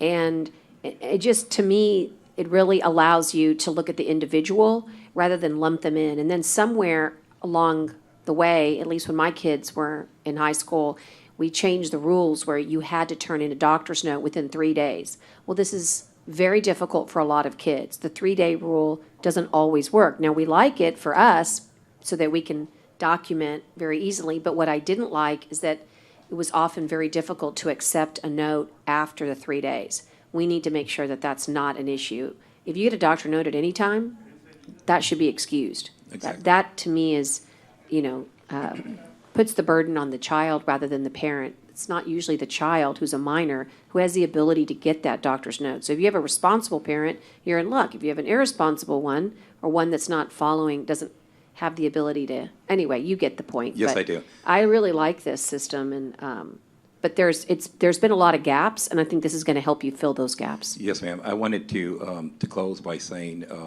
thank you so much, County Judge and the Commissioners, for giving us this opportunity. But most importantly, also Maria Badia, the Director of the Grants Department. She made this happen for us as a whole, and I think we're just this is going to be the future. And I think it's a great program, and also I want to thank CCISD. So thank you so much Thank for you. being Judge, just involved. real Are there quick, any questions? I just wanted to say, Judge, great job. We appreciate your initiative on this. Also, congrats on your recent election. So we're really happy to know that you're going to be working on this for another 5 years or 4 years plus, right? So 4 years and a month. And I'm glad you're feeling better. It's great to see you in person here. And so we're very happy that you're feeling good as well, too. Thank you so much, Yes, sir. Commissioner. Thank you for being here. Congratulations, Judge. God bless you all. God bless That's America. great. Thank Thank you. Thank you. Thank you so much. That was a good one. Let's move on to the issue of personnel change reports and any type of approval processes, related matters. Dale, I know there's a will of the court to have certain items brought to court for transparency purposes. Can you, does anyone want to engage in this and with Dale and start this process, Commissioner?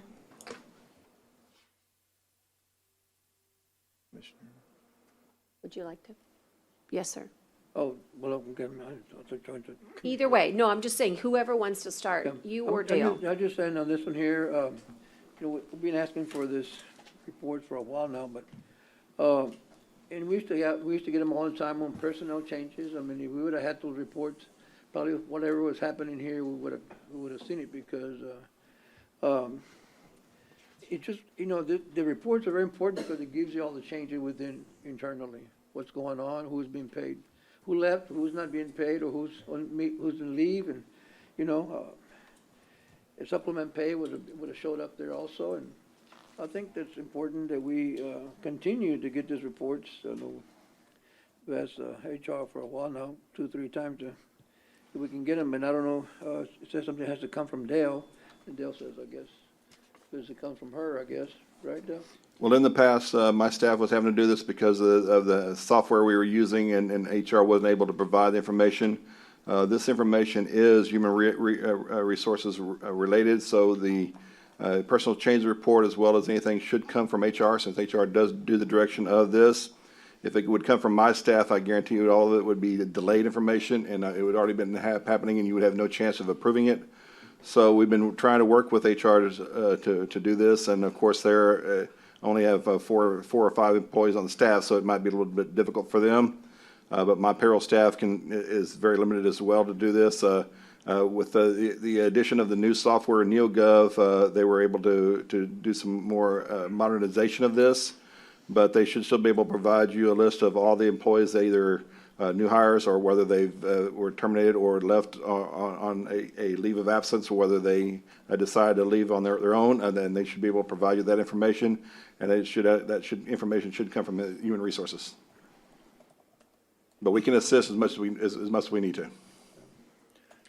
And what I'm going to propose is just, if there's something significant like that, and you're going to know it when you see it, just bring it to court like you would a change order or anything. The commissioner wants transparency. That's what we're all committed to. So just bring it to court so that everybody has eyes on it. But And can the only you reason why remind the one that was done for HR for supplemental pay, because we did receive NCF ones that were signed by all parties. So we assumed that it was already brought before court. Otherwise, we would demand that it become before court before we pay for this, as we've done in the past. So any other supplemental pay, or whether they do any other adding or deleting of staff, that you should come to court, because y'all have the authority to do that, to set the policy. And can you just remind us on NeoGov, if we all want to look at it, so we just, it doesn't have to be this moment, but can you send us a little something so that, in other words, it's my understanding that Commissioner's saying, hey, we always used to get this, but we now have a more modern situation, but anybody can access it, correct? The NeoGov, once not? HR will send you an application, they should be able to send you information on how to access the system and get the information that you need for what you're providing for. This is a new system we've had for, I think, 2 or 3 years. It's done very well in recruiting. We brought a lot more different recruiting. There's some more avenues on there for applicant tracking and other stuff that HR would be more directly to tell you how that functions, because I'm not dealing with that side of it. But they should be able to inform you of how to access information and provide you the information you need. Got it. So, were you done? I'm sorry. Yeah, and the other question I had, you said they were all signed by all parties, but the ones you sent me, half were signed.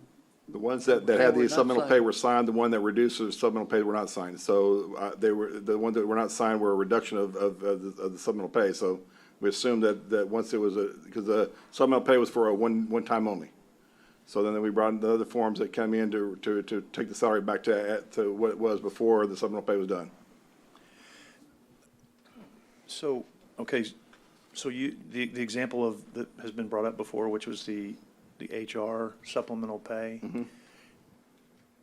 From what I got, it didn't look like that was a one-time thing. It looked like it was recurring for a period of time, which added up to a pretty significant amount of money, which we all might have voted for anyway, but I'm just trying to figure out how, so on that HR, was that a one-time thing? Or I'll is that- just to see how payroll paid this function. The way the NCF one form said, it was for a one-time supplemental payment amount. I'll have to verify that with payroll. But I think the NCF one said a 2,000 or 4,000 or 1,000, whatever it was a one-time payment. So it was a one-time additional supplemental pay. And it wasn't a biweekly pay cycle. Okay, so if you would check that, because what I've got Most definitely. shows it was not a one-time, it was biweekly for a period of time. All right. That's what I've got. Check it We'll out. definitely make sure that. And I'd like to just understand why that was done, if anyone knows that, why there was supplemental pay to one department because obviously that could be something that could certainly raise the ire of other employees, and I want to make sure that we're, And we feel again, the same way that once we looked into that probably should have been brought before court to function this. Why it wasn't, that was during a person that was on leave, and it was during coronavirus time, so there was different emergency necessary needs for this, so. But we'll research this and see how it was paid to make sure the balance was done, and this most likely should have been brought before court for approval. But this particular time, HR went through other processes to get it approved, and once we got the form that said it was approved by all members of this, that required signatures for our staff, that's why it got paid. Did you also check to see if, in addition to supplemental pay, if they also got overtime? Because that would be concerning to me if there was an overtime payment and a supplemental payment. I don't know that there was. I have nothing that shows that there was, but I know we were paying a lot of overtime to a lot of people during those times, justifiably so, but certainly overtime plus supplemental pay would be concerning to me as well. So I would like to know a little bit more about this particular thing and how this got done, because it's completely understandable that what you described, you got the signatures, you thought it had come to court. So if you could look into those things, and then how do we safeguard, and again, I don't think anybody did anything wrong here. I don't know that anybody did. I'm just, could have been a slip through the cracks thing, and that happens. I mean, we got tons and tons of things going on. How do we make sure that this doesn't happen? Do we send something to all department heads that says, hey, remember, no ifs, ands, or buts, supplemental pay has to come to the court? Or would that be the easiest way? I mean, I don't. Well, there are different supplemental pay we needed to look into. If it's supplemental pay during the middle of the year, yes. If there was supplemental pay that was on the budget cycle, that we had a few supplemental pays that were added to this year's budget, as well as some car allowances that were added as part of the budget cycle. So it was a budgeted item, so that wouldn't necessarily need to come to court because it was already budgeted for. It's just that those items that were not budgeted. No, that's a good point. So when A we written policy? Yeah, when we budget supplemental pay, that doesn't necessarily, we're approving that pay. We're just approving the line item in case it's needed, right? Correct. So I wouldn't agree then that just because it's budgeted, we shouldn't see it, because I think it's going to get us in a heck of a lot of trouble if this happens and one department does it and gets it through and the other one doesn't. So there's got to be some consistency. So even though we put in the contingency, which is smart budgeting, right? I don't want the supplemental pay, and I'm one of 5, I don't want the supplemental pay to be approved without it coming to us, because I just think that's a dangerous. And we do agree with you, Commissioner, as has been the past, except for this one little situation, is most time the department heads or stuff will either call HR or call my staff and say, what process do I need to do this, this, and this? And we say, of course, if it's an addition to salary, it has to be brought before court before we can process it. So then, We direct them to do that before it's gone through to go to HR to get it brought before court. okay, so maybe because this was HR that did it, they didn't have to run it by anybody like people run it by HR, which could look bad. Not saying, I'm not pointing fingers, I'm saying could look, so we've really got to be careful with this. I mean, Exactly, yes. Because it was about 11,000 is what I've got I believe you're correct. that was paid, and that's, it wasn't a couple $100. I believe you're correct. And I even believe if it's that 11,000 was the correct amount, yes. $5 or $500, I mean, it should be, to me, that, I'm not trying to beat the horse, but it should be coming through the court. So if we need to pass, as the judge says, a policy, or if you believe that policy's in place, then we need to reiterate that policy to every department head that every supplemental pay has to come to the court. Because, let me tell you, the judge signs 1,000, there's no way she's gonna catch every one of these, and I know she looks at every one of them, and I am not in any way, I mean, oh my God, I can't even imagine the POs she signed over the last 2 years with COVID, so, I mean, this has got to be a better system. I mean, because this may be an isolated deal, may have never happened before, may have never happened again, but please, if we need to pass policy, tell me. If we don't, you think there is one, then please send it out to all department heads. I know the HR policy does state something about this, where whether it's a new hire or a new position, Commissioners Court does set the salaries for each one of them, and it should be brought before court. New hires may not be an issue because we have new hires going back and forth all the time, and we can bring those to you. However, once someone's hired and you have court 3 weeks later, well, we've already been paying them for 3 weeks, so it's really a moot point that we know they're rehired. But definitely for supplemental pay or any additional pay that's not already budgeted for, we recommend and we tell whatever department's calling my staff that it must come to HR and must come to court for approval. In fact, probably in the future, I think if we just said if it doesn't go to court, then we're going to take it back from you. I mean, it's got to, we've just got to do this right? So that's all I'm saying. And that may What be we too try to much. say, if we don't, we normally would say if it doesn't go through court, it doesn't get approved and we don't get paid. Okay, so if you can, that's fine. And if you feel like there's already that policy in place, if you could just reiterate it to department heads, if you could send me the info as to whether or not they were also paid OT during the supplemental pay, I would certainly like to see that, please. Okay. Thank you very much, Judge. Commissioner and County Judge, basically, there already exist an order. At the time of budget, you obviously approve different kinds of orders. One is, freezing of salaries. In this situation, it also includes benefits. So that supplement would be considered a benefit. And with that, it is specific that it must come to court. So Thank it's you very already much. there, maybe perhaps you could- reissuing it that, Maybe if you- sending it to all the departments, reminding them, especially HR. HR needs to know that it has to be brought into court. That'd be great. If you and Dale could send that to them or whoever with that'd be awesome. Thank And you. just because you asked, and because I asked before court if it was okay, I sent it to Commissioner Gonzalez, and then now I just sent it to you, and I think I sent it to Tyner, which is that, there is I asked for an explanation, and I got it from HR. So you're gonna see a Thank you. I just saw detailed that. explanation. Thank you. I'll look Just at that because carefully. because it was, I don't wanna say it was private, but it was given to the county attorney and just to the county attorney from HR. I wanted to make sure it was okay. She said, yes. So now you have the same explanation that was given to me as Very well. helpful. Thank you. But regardless, the department head should know the rules and the policies, and it sounds like you've got one in there, and when they don't bring it, it does not look good. Correct. It looks bad. It looks like there's a reason that they didn't bring it forward, and they were trying to get away with something, and that looks bad. So I think you already have the policy, Dale. There is, like I said, the policy in the procedure manual, the policies, of the personnel policy changes actually describe the procedures of what to be done. And anytime that we have something come to my staff and payroll, they go, well, this was not done this. Well, normally the department will call my staff and say, or my budget team and go, what do I do to do this? Well, we go, okay, if it has to do anything with supplemental pay, increasing a salary, adding new positions or whatever this, it must come through court because under your budget authority, y'all have the power to do anything with employees portions of. So we told them we will not process anything until it comes to court and approved. So we've instructed several departments. We've instructed the district clerk, we've instructed the tax office, we've instructed the district attorney, several of the JPs that wanted to do some additional stuff. We go, that has to come through court, including possibly adding temporary.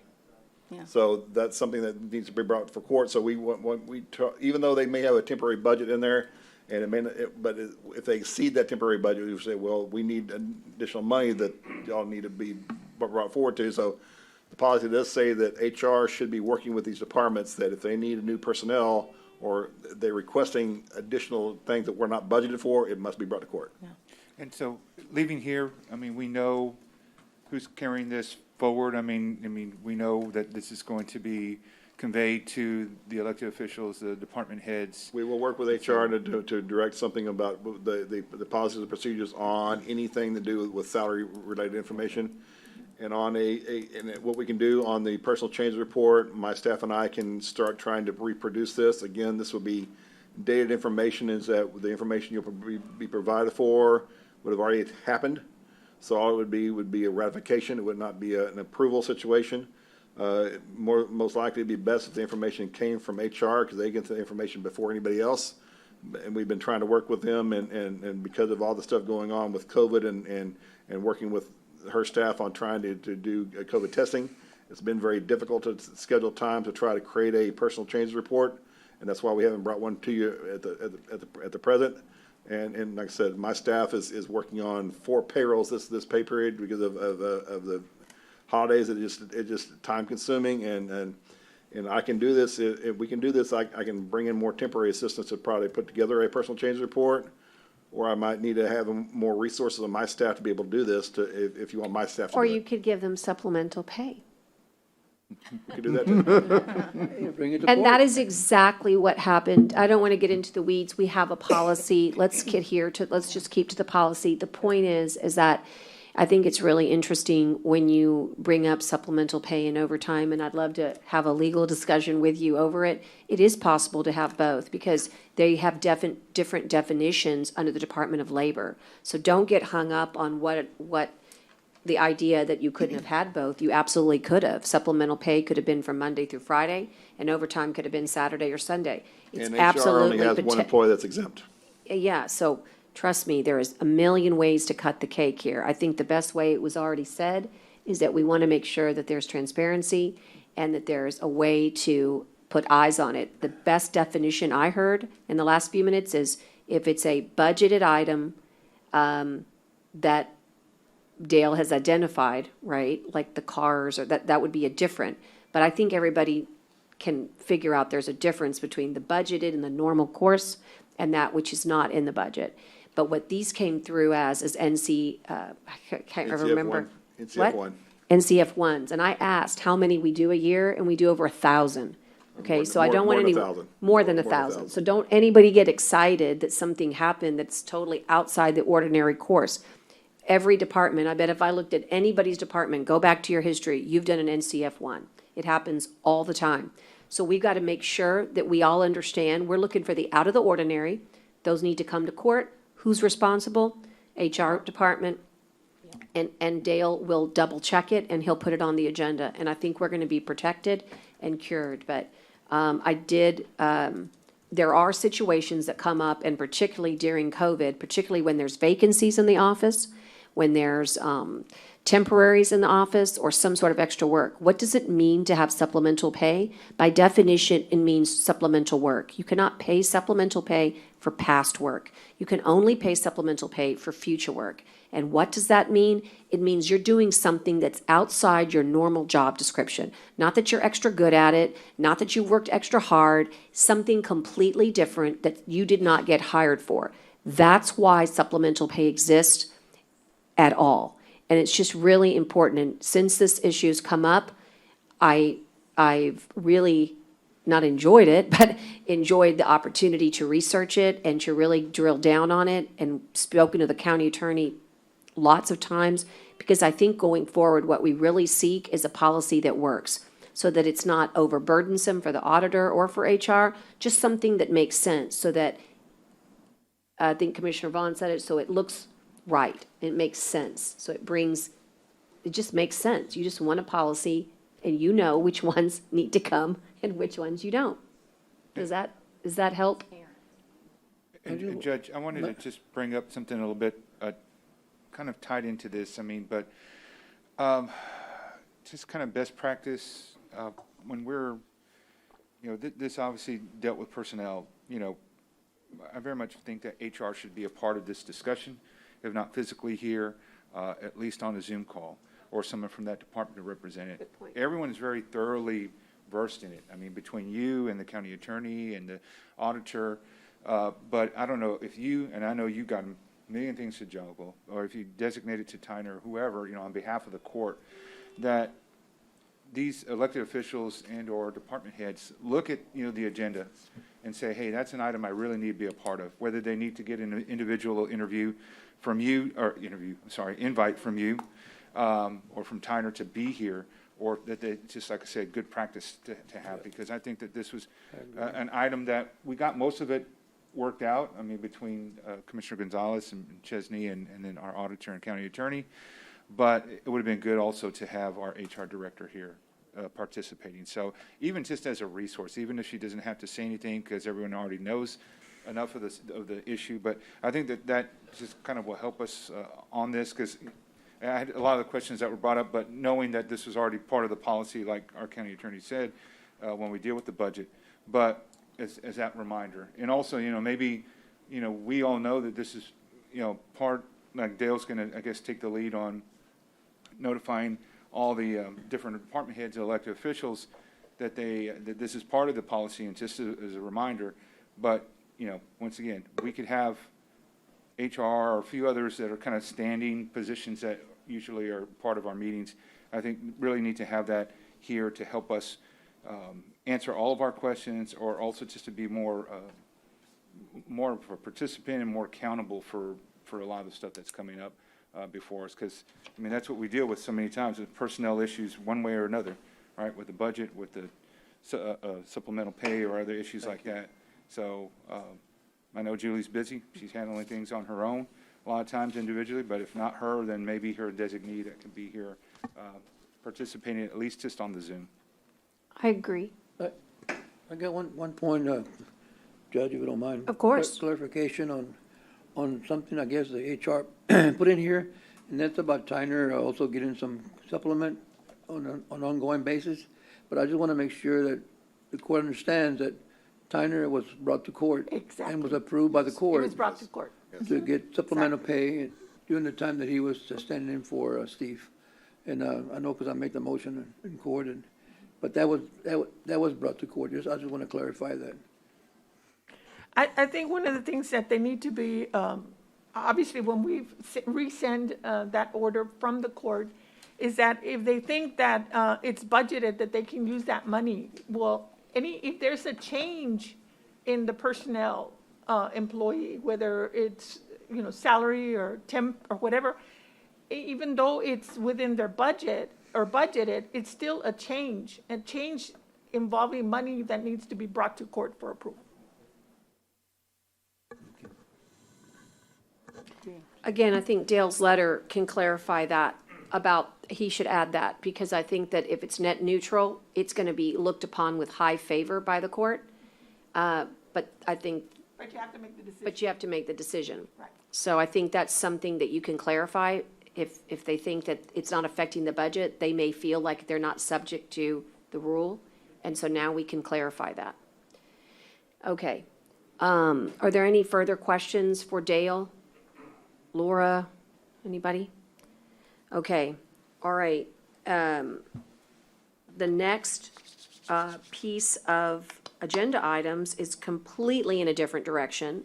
Scott, we should have put you simultaneous. I'm sorry to make you wait, but in a way, it helps us get away from one thing that was Yeah, kind we can of get on all the that nasty stuff out of the negative. way and celebrate something Now we can positive. talk about just awesome opportunities. Tell us about the Peregrine Foundation. Okay, so y'all should have a PowerPoint presentation as a backup document that I submitted on this agenda item, along with a proposal. And so, I don't know if Tyner's gonna pull it up or not, but if you look at your backup documents, I would like to take you through this PowerPoint. It's just a few slides here to really kind of set the tone, if that's okay. And I know, as you all know, I'm very fast on my agenda items, and so this time, if you don't mind, I'm gonna take a little time to go through this one, because I've banked a lot of time with you guys. So, are you okay with that, Judge? Yes, Okay. yes. All right, so, that first slide there, if you can see it, I put this together. Basically, what we're talking about, I'm talking about a partnership of Nueces County Coastal Parks and the Peregrine Fund folks to continue with our efforts with the Opalmado Falcons, that we started 5 years ago underneath a smaller grant that I got through Bays and Estuaries Program and in combination with U.S. Fish and Wildlife. So outside from the Peregrine Fund, Fish and Wildlife have also been a great partner for us. And so, and then if you go to your next slide, this is just some fact points to talk about, just so you guys are familiar with this, because I think this is really cutting edge stuff. And it's a once in a lifetime thing for me and for this county to be involved in. So where it says Opalmado Falcons, once diverse, it should say were. I forgot that word. We're once diverse with our southwestern grasslands. The species disappeared in early 20th century. Now the next slide is really remarkable, and until I started doing my research on this, I was not aware, but as of early as 1994, there were no breeding pairs in the population, within the population of the United States. None at all in the U.S. So I think it's pretty remarkable that we've been engaged in this effort, knowing that 1994, not too long ago, this bird was basically extinct in the U.S. Its home was our grasslands in the U.S. There's the next slide. You can see those cute little critters. They're little baby Opalmado falcons. They look like little dinosaurs. And so what they did was through captive propagation and reintroduction, the Peregrine Fund folks, along with U.S. Fish and Wildlife, they would actually go out and get adult eggs where they could find them, and they would incubate those eggs, and then they would go set those eggs up and hatch them, and they would take those baby birds, establish a hack box somewhere in an area where they were trying to reintroduce them. And so there were, as of 2005, still only 44 breeding pairs, and they fluctuated over time. And what that means is that 44 may have gone up one year, down the next year. It just depends on survivability of the chicks and the adult males and females. In Hurricane Harvey, pretty much most of your nesting activity, as far as our activity within the population of the Apple falcon, it's Matagorda Island, St. Joe's Island, or San Jose, we call it St. Joe, Mustang Island, North Padre Island, and down in the valley. And so when Hurricane Harvey hit, there was a well-established nesting platform on the island itself with several pairs. This bird, once it meets its mate, whether it's male or female, this bird does not like company of other couples. They prefer to be loners, and they need at least a 2 to 3 mile area to forage and fly around and find their prey. And so what happened in Harvey, it took out all those nesting platforms, and it also killed 60% of the adult breeders in the population. Now, that's devastating. And so so I've kind of kept up with Paul Jurgensen, who's at the Peregrine Fund Foundation over in New Mexico, and there's another partner of his that's in Montana. And so we've been kind of watching this. Well, and interestingly enough, in 2015, I want to take y'all back. I know Commissioner Gonzalez was here, but I don't know how many of you other were here. Okay. Well, Commissioner Pusley, sitting in that seat at that time where Commissioner Vaughn is, I came in here to discuss what we were going to be doing with these nesting boxes. And we've got 2 that we've established on the Clayburg property. And remember, we had just gotten the Clayburg property in January, February of 2015, and there was a lot of controversy around that. And so I was trying to take us away from that controversy. And so I came up with the idea of the Apple Model Falcon. Well, I came in here in that year and executed what's called a safe harbor agreement. What a safe harbor agreement does under U.S. Fish and Wildlife, and it's specific to that property, that safe harbor agreement says, okay, you're going to go out here and you're going to do this species reintroduction. But at any time, if you want to go back to whatever your net species count was before you executed the safe harbor agreement, you can do that. Well, in this case, it would be net zero. And that was just a way to not basically have the court locked into something if they ever decided to go a different direction. However, it would not be very popular if you decided not to keep those Apple falcon nesting boxes out there. Just be straight up with you. And so we got that out of the way. And then on the next slide, you'll see we went out in February of 2016, and these are what the nesting boxes look like. They look like little jails. But the reason why they look that way is the diameter between the dial rods that the bird goes into is such that other predator birds can't get to them. And so gray-horned owls love to eat these things, these falcons. And so that's why you don't see them affiliated with any kind of what we call a maritime forest or any oak type habitats, because the greyhound owl likes to live in that big oak tree.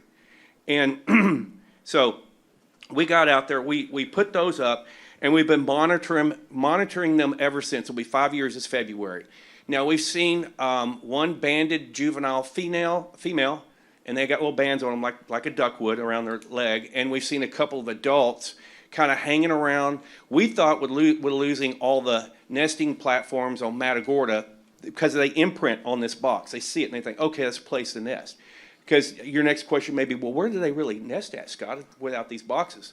Well, they love Spanish daggers, okay? But to go out there and to plant a 9 to 10 foot Spanish dagger that'll live out there in the middle of nowhere, no water, and it survived. Not to mention, if you ever been up close and personal with a Spanish dagger, it's going to chew you apart before you ever get out there. I mean, they're vicious. So this was a way to accomplish that. Now, on the next slide, this is really cool. This is an example of a hack box and the trained monitorers, or however you say that, that would be affiliated with the Peregrine Fund to come out and be a part of this project. And so what we're looking to do is help get this kicked off using some of our Go Mesa monies out there on the Clayburgh side. It is a perfect example of an authorized use underneath those grant funds. And so what they will do is they're going to come in, and you see, if you were actually able to set and count these, mine's black and white, just save color, but those are 12 juvenile Apamado falcons. These guys will come out, and they'll build that hack box, get everything set, and they'll actually, this is really neat, they'll go around and they'll collect eggs from different nesting pairs all around South Texas and on the island.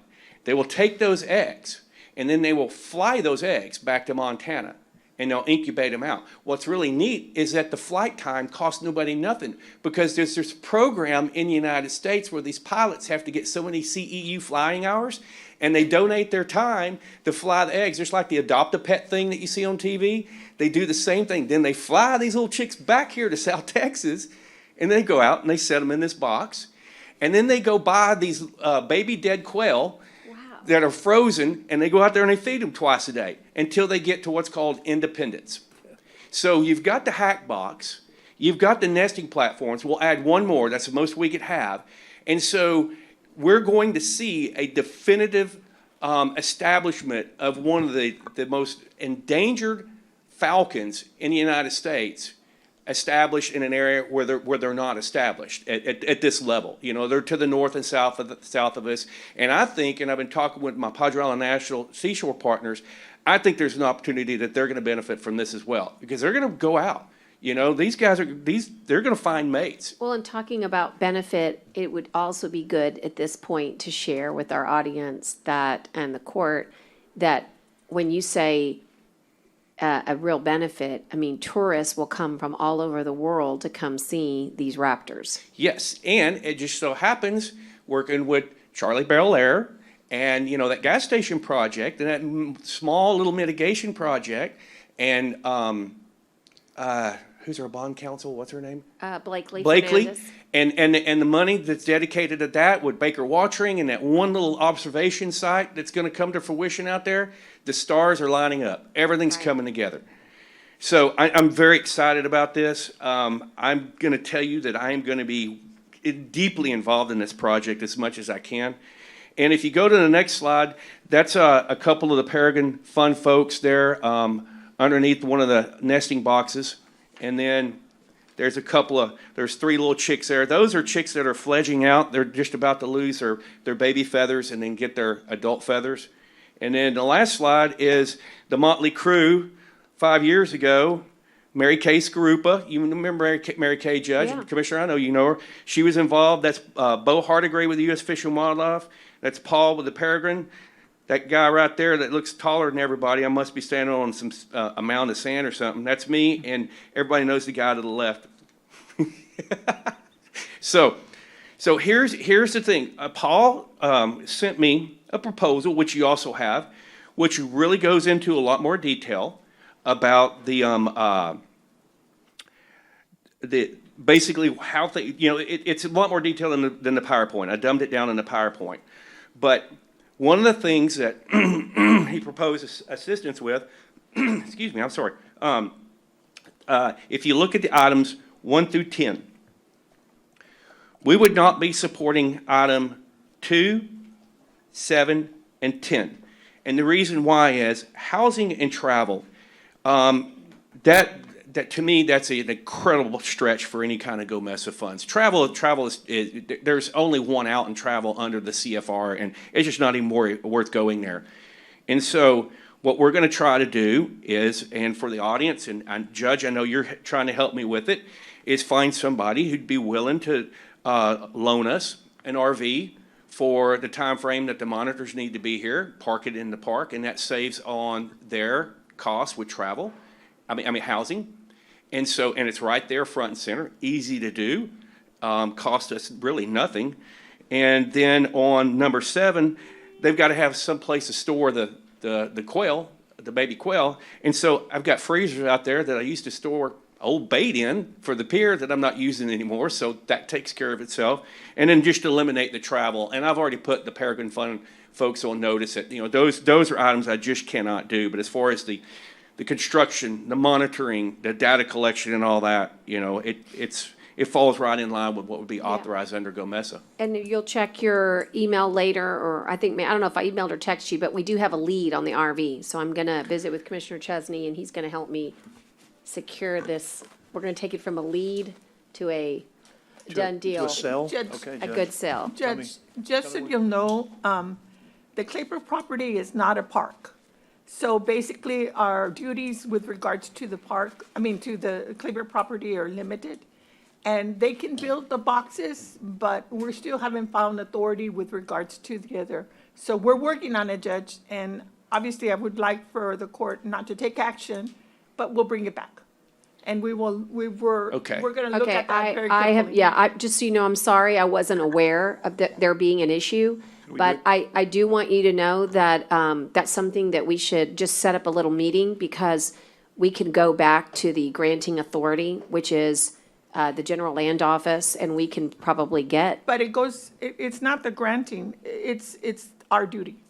The authority of our duty to monitor the birds, the wildlife. That's a park issue, and this property is not a park. We never So- designated this as park land, Right. Judge. But we can build the boxes. We definitely can build the boxes. yeah, I would be very hard pressed to think that U.S. Fish and Wildlife would not help us in every way possible to make sure. Listen, the property is under our stewardship, and we just need But to it's not a find. park. Okay, don't But call it a we'll park. look- No, but under the park, there's certain duties that can be done. Right. This is a recreational area. This is not considered a park. So That there's different 3,600 duties. acres is definitely not It's diff- recreational. It's different rules.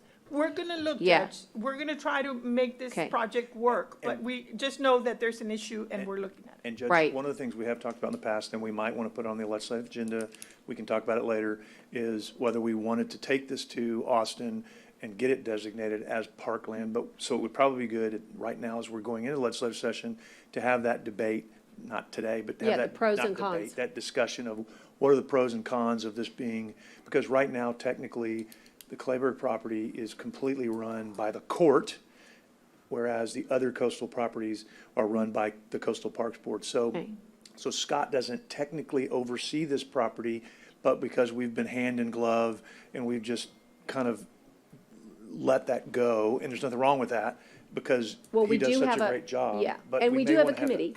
Yeah, right. We may- do have a committee. Right, so we may want to have a pro-con on that. Yeah. But I think too, I would think we should be able to maybe approve this contingent upon.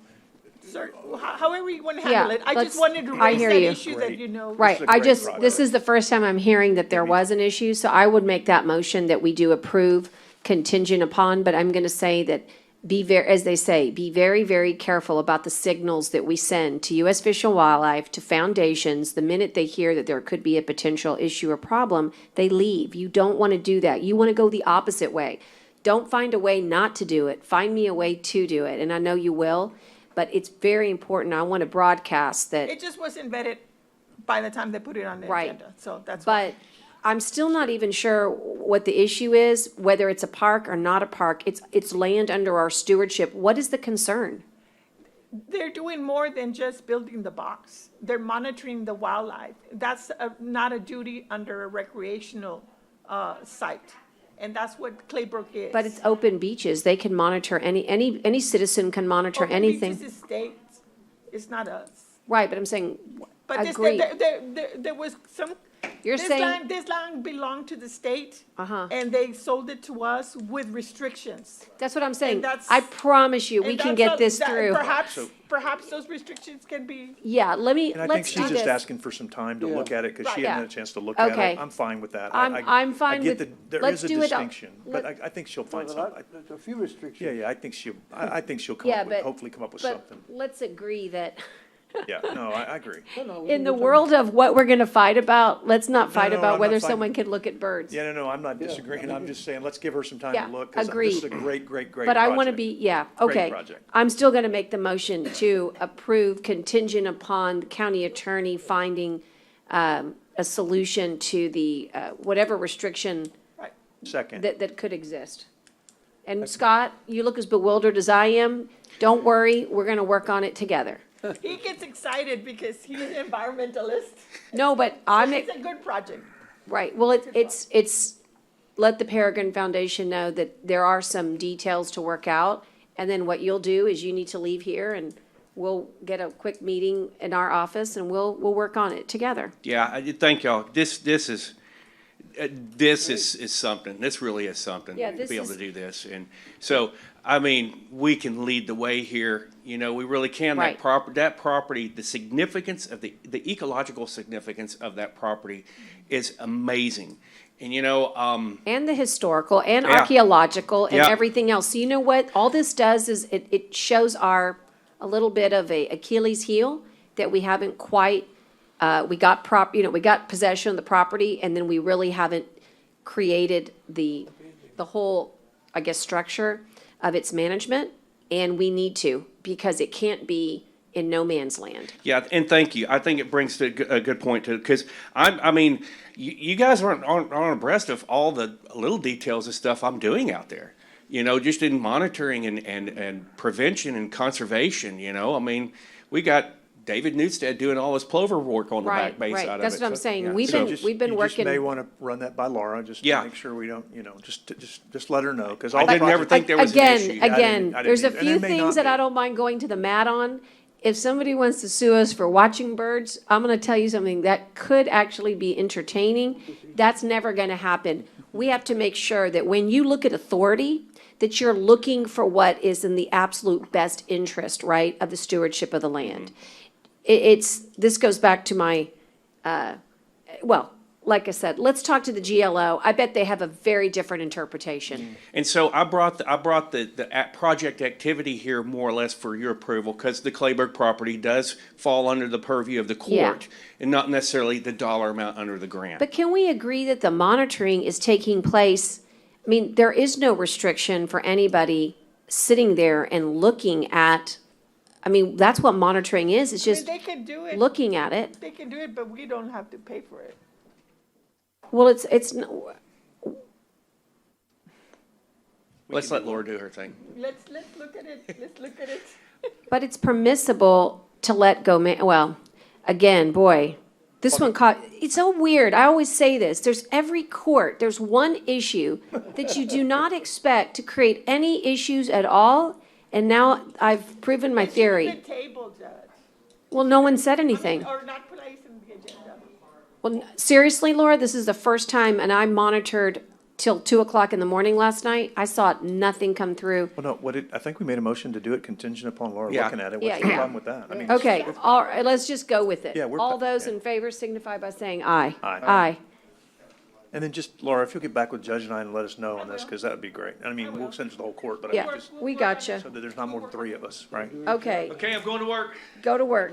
All right, now the next one always stays on because we give the opportunity for Dale to update us on the, any overtime pursuant to county policy, pursuant to declared disasters, storm preparedness, response, COVID-19. Dale, do we have anything? Your Honor, for the period that we just received, we have no overtime pursuant to COVID-19, and we just consider, do we want to continue monitoring and bring this to next court? Thank you. I'll move on to number 6, which is Tyner likes to give us the heads up on outdoor burning in the unincorporated areas. There's an index. Tyner, how are we doing? Well, things are dry, Judge. Okay. We went over 500 on the Keach Byram Index. Okay. So it's time to Go ahead. Recommend approval of the outdoor burn prohibition.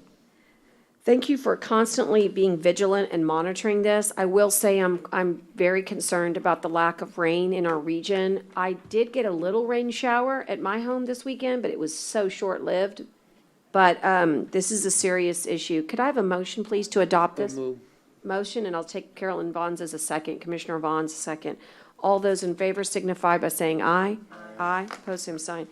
Okay, inmate, never mind. We did B1 and 2. You'll remember that Michael came in and we handled that. So we're going to move straight to Dale. He's got some budget change orders for your consideration. Can we talk about number 3 first? Yes, Your Honor, the budget change order number 3, the only one that's significant is the very bottom, social mental services. And that's just because of how we budget the item, that we need to make sure the money was properly accounted for in the Council of Alcohol and Drug Abuse, where it was originally appointed as a attorney fee. So we just are changing the money around. The money's available for these transfers, and I submit budget change order number 3 for your approval.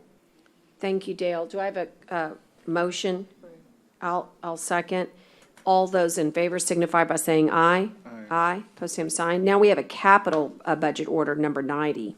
Most of these are just moving money around to establish different processes that the court has initiated. One that I want to bring your attention to is the middle one for 1919 showing County Road 33 improvements. That's additional funding that we received from the city in the amount of $185,500. We're working with Commissioner Chesney on this because I know Juan's gone through the process of finishing County Road 33, and we've not expended the full amount, so there's some additional funds left there that I know Commissioner Chesney's working with the city to be reallocated somewhere else. But right now, for the purpose of transparency, we're recording this fully as a County Road 33 improvement of $185,500. The rest are just traditional money moving around for our tax notes at the very bottom. We're developing the courthouse and redevelopment envelope redemption, as well as some GLO matches, as well as our radio upgrade that we've been talked about recently. So this is a budget change order for our capital projects, number 9, that I submit for your approval, and I'll be glad to answer any questions you might have. Quick comment. Yes, sir. Want to compliment Juan and his staff. They got this done way under what the cost estimate was. And so we are trying to, we've already approached the city with 2 other potential projects in my precinct that we might look at co-oping with some of the COs that I have and some of the COs that or some of the money that they've already sent over, because I got some of mine back based on the fact that it didn't cost as much as well. So we're working on that. We should have that. We should have an answer. Hopefully, we've sent 2 different projects for them to look at. But again, Juan and his staff want to compliment them for work well done and doing it under budget. So that's very nice to hear every once in a while. Well done. Thank you. Thank you. Can I Move make? approval. I was going Sorry, to say, thank would you you. mind making a motion now? Yes, ma'am. That is a motion, and I'll just look for the second. Got it with Gonzalez. All those in favor signify by saying aye. Aye. Aye. Okay, now we have an asset forfeiture report. This comes from the DA. Number 3 is for Chapter 59, the asset forfeiture report from the district attorney. My office just received the report from the district attorney. We put this on there just in case they gave us enough lead time to do the auditing necessary for this. However, they did not. So I'm asking to table this item for next court. I'll ask for the motion to table to So comport. move. I've got a motion and second by Gonzalez. All those in favor signify by saying aye. Aye. Can we get it done by December 2nd? Yes, it's just So- ready. We just need to audit the balances and Okay. have it for you for the Thank court. you. So for Or the you wanna clerk, put it on it's the 20 tabled till the or 2nd, Or the 20th, if whatever. or whatever works. Whatever the next court we can have it for, it's ready to go now. It was ready to go a few minutes ago, but I didn't have time to audit the values and bring it before court, so. Okay. That special meeting on the 20th, if you'll want to do that, it's up to We you. can do that, we can do that. I'll work with Tyler to get it on the court as Whatever they say. quick as we can. On or before for the clerk, just say on or before December 2nd, tabled. The next one, Dale, is the Federal Equitable Sharing Agreement. This is with Constable 3, Constable 5, the DA, and the sheriff. Yes, Your Honor, we're required by the federal government to submit a federal equitable sharing agreement, and we cannot participate in this agreement unless we have these reports filed. The only departments that deal with federal sharing is County Constable Precinct 3, Constable Precinct 6, the District Attorney, and the Sheriff's Office. All 4 have submitted their files to us. We've audited the files for this. We're asking for approval. Once the approval, then Judge, you will need to sign this, and once you're signed, it will be submitted to the federal government for a continuation of the agreement. Good job. Okay. And you meant 5, not 6. Constable 5, yes. Yes. Okay, just for the record. 3 and 5. Motion, and I'll just need a second. Second by Commissioner Modis. All those in favor signify by saying aye. Aye. Aye, post same sign. Okay, great. Well, everybody, we are actually complete with our regular agenda and all that was contained therein. So I'm going to ask that at this time that I'm giving notice that we are elect to go into executive session, which is authorized by provisions of the Open Meetings Act, Chapter 551 of the Texas Government Code. And in accordance with that government code, certain sections are applicable. 551, 071, 072, 073, 74, 75, 76, 86, and 87. And we are going to be consulting with our attorney, in this case, it's the county attorney, to include matters relating to litigation regarding real property, gifts, personnel, county advisory bodies, security devices, economic development negotiations. All these are permissible deliberations, and any other matter that may be discussed in executive session as set forth in the agenda. Upon completion of this executive session, we will come back into open session and take any action as appropriate on items discussed in executive session. The time is 11:25 a.m. For the clerk, I noticed there is 1, 2, 3, 4, 5, 6, 7 items. I'm going to suggest that with 30 minutes sound about right, Laura? Hard to say? No, more than that. Maybe Okay, more than I'm just that. going to have to. Looks long. I'm just going to have to text you, guys, or I'll send a message to Tyner, okay? But somewhere between 30 minutes and an hour, okay? And actually, I'm more confident than others on how quickly we're going to go. But anyway, okay, thank you so much. It's 11:25. I'm gaveling us out. Action to take, and the first one I will start with, it's item number B on the executive session agenda, and I'm making a motion to rescind our previous settlement to Shoreline Sandwich Company's property damage claim. And I am asking that the court approve a new amount. Oh, I'm sorry, Tyner. We'll start that again. I'm asking that the motion is to rescind Shoreline Sandwich Company's property damage claim settlement, and to approve the new amount that the court has identified as $23,141.76. 23,141.76. And I make the motion, and I'm looking for a second. Second. Thank you for a second, and all those in favor signify by saying aye. Aye. And then I believe we have another motion to be made regarding item number F. Yes, Judge, I make a motion to go to mediation for the outstanding Belfour property restoration invoice. Okay, good. And we've got a motion, a second, and all those in favor signify by saying aye. Aye. Aye, post same sign. That concludes the items that need action. All the other ones were either for consultation or just pure discussion. And now I would ask that we move to adjournments in memory of Commissioner Vaughn. I do. David Mendez, founder of Divine Mercy Productions and lifelong resident of Corpus Christi and proud Moody High School graduate, class of 1986, was received by the Lord on November the 8th, 2020, at the age of 53, after an 18-month battle with cancer. David was a loving father, son, brother, and fiance.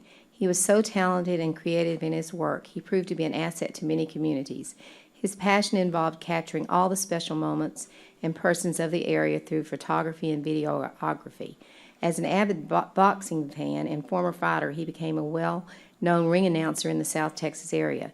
David was a Golden Gloves member and founder of Coastal Bend Boxing Association, which aimed to promote and celebrate those who take part in the sport. He was also the co-founder of Operation Thanksgiving, which involved serving the homeless at the Mother Teresa shelter. David was a blessing to many and shall be missed by all who knew and loved him. He was preceded in death by his father, Ernesto Mendez. You know, I didn't know him. I didn't know he was into boxing like that. I knew him from pageants.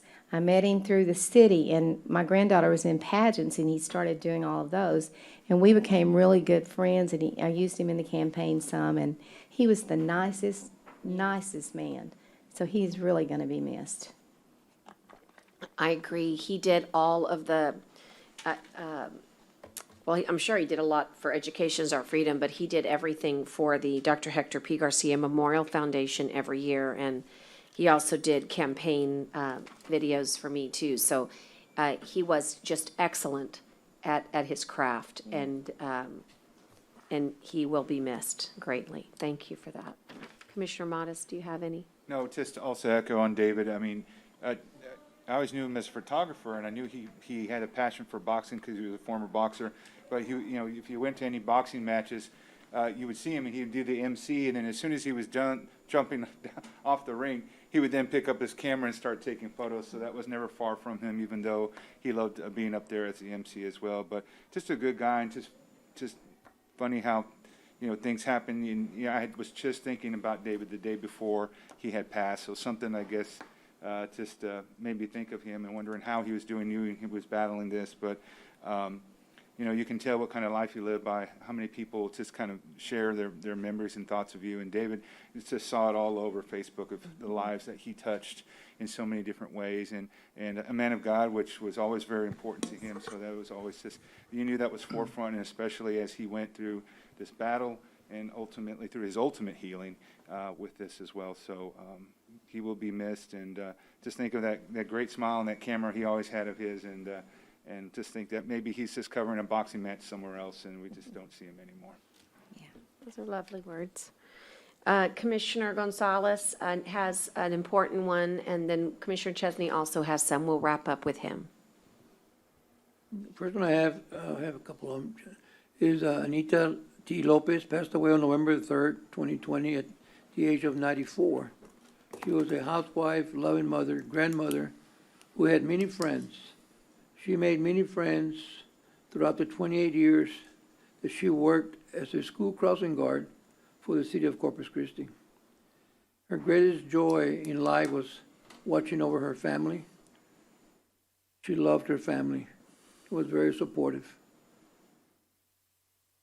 Her condolences go to their family, but she is also the grandmother of Lorraine Lopez Villanueva, who is an employee of Nueces County Judge Benavides' office. So our prayers and condolences go out to the entire family. And the next one is on Servando Caballero, passed away on November the 10th, 2020, at the age of 77. Servando proudly served his country as a member of the United States Marine Corps from January 1966 to January 1968. His life exemplified the core values of the Marines: honor, courage, and commitment. Servando successfully served as a general manager for Kaoro Television for 21 years. He ran Kaoro for his local owners, and until they sold the station to Univision. One of Servando's proudest moments at Kaoro was when Hurricane Celia landed in Corpus Christi. Kaoro was the only television station that was still transmitting. So he was very proud of that. He was on the air during this time. So there'll be a memorial mass will be held at 9:30 on Tuesday, November 17th at Most Precious Blood. The increments to follow in the Coastal Bend State Veterans Cemetery at 11 a.m. Our condolences and prayers go out to his wife Irma, his family, and friends. And Servando was one of those special persons that like nothing bothered him. You know, he always had that smile on his face. And he was a great, great mentor. He will be missed by many, and our prayers go out to the family. I just want to say one thing real quick on David Mendez. David Mendez really hit home for me.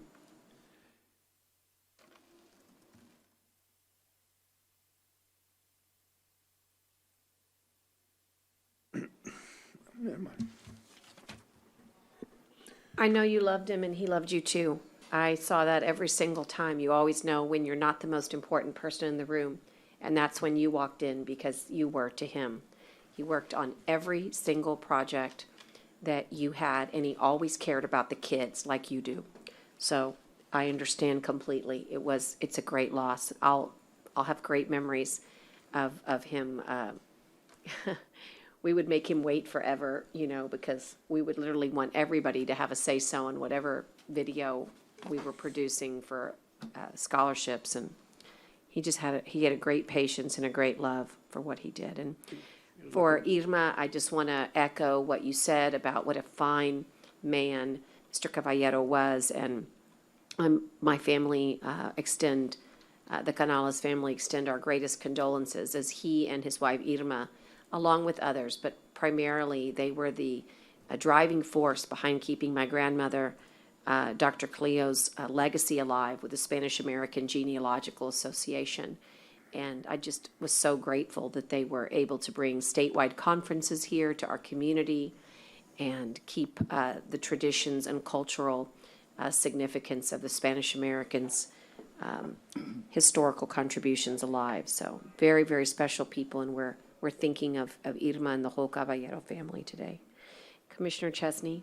Judge, I would be remiss if I didn't add on to both the Caballero and the Mendez family. David was a great guy, did stuff for, it sounds like everybody else up here. The last project he worked on me was actually helping me with some project for my my son. So great loss for the community, for David, also for the Caballero family as well. Irma I went to school with her daughters, and just a terrible loss. He was such a good guy, and whoever said it, he always did have a smile on his face, and just nothing really bothered the guy, and he was such a good guy. So the community has lost two really great servants in Mr. Caballero and Mr. Mendez, and so I wanted to add my condolences as well. And then my additional one is for Jimmy Campbell. Jimmy was also known as Senor Jaime. He was the owner of Senor Jaime's, and I didn't know that. yeah, he died from complications from a stroke, and another taken way too young. And I've known Jimmy a long time, and certainly want to pass on the condolences to his family. And I guess next time you're at Senor Jaime's, raise a glass to him and give him an extra toast. But our condolences to the Campbell family as well. So thank you, Judge. Thank you.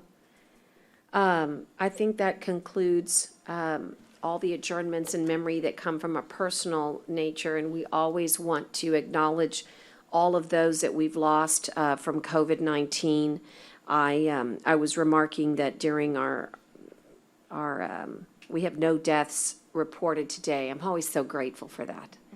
God dog it, I'm just so grateful when I get a noon call, and I usually get about a 4:30 or sometimes 5 o'clock call. And I swear it's almost like it jolts you.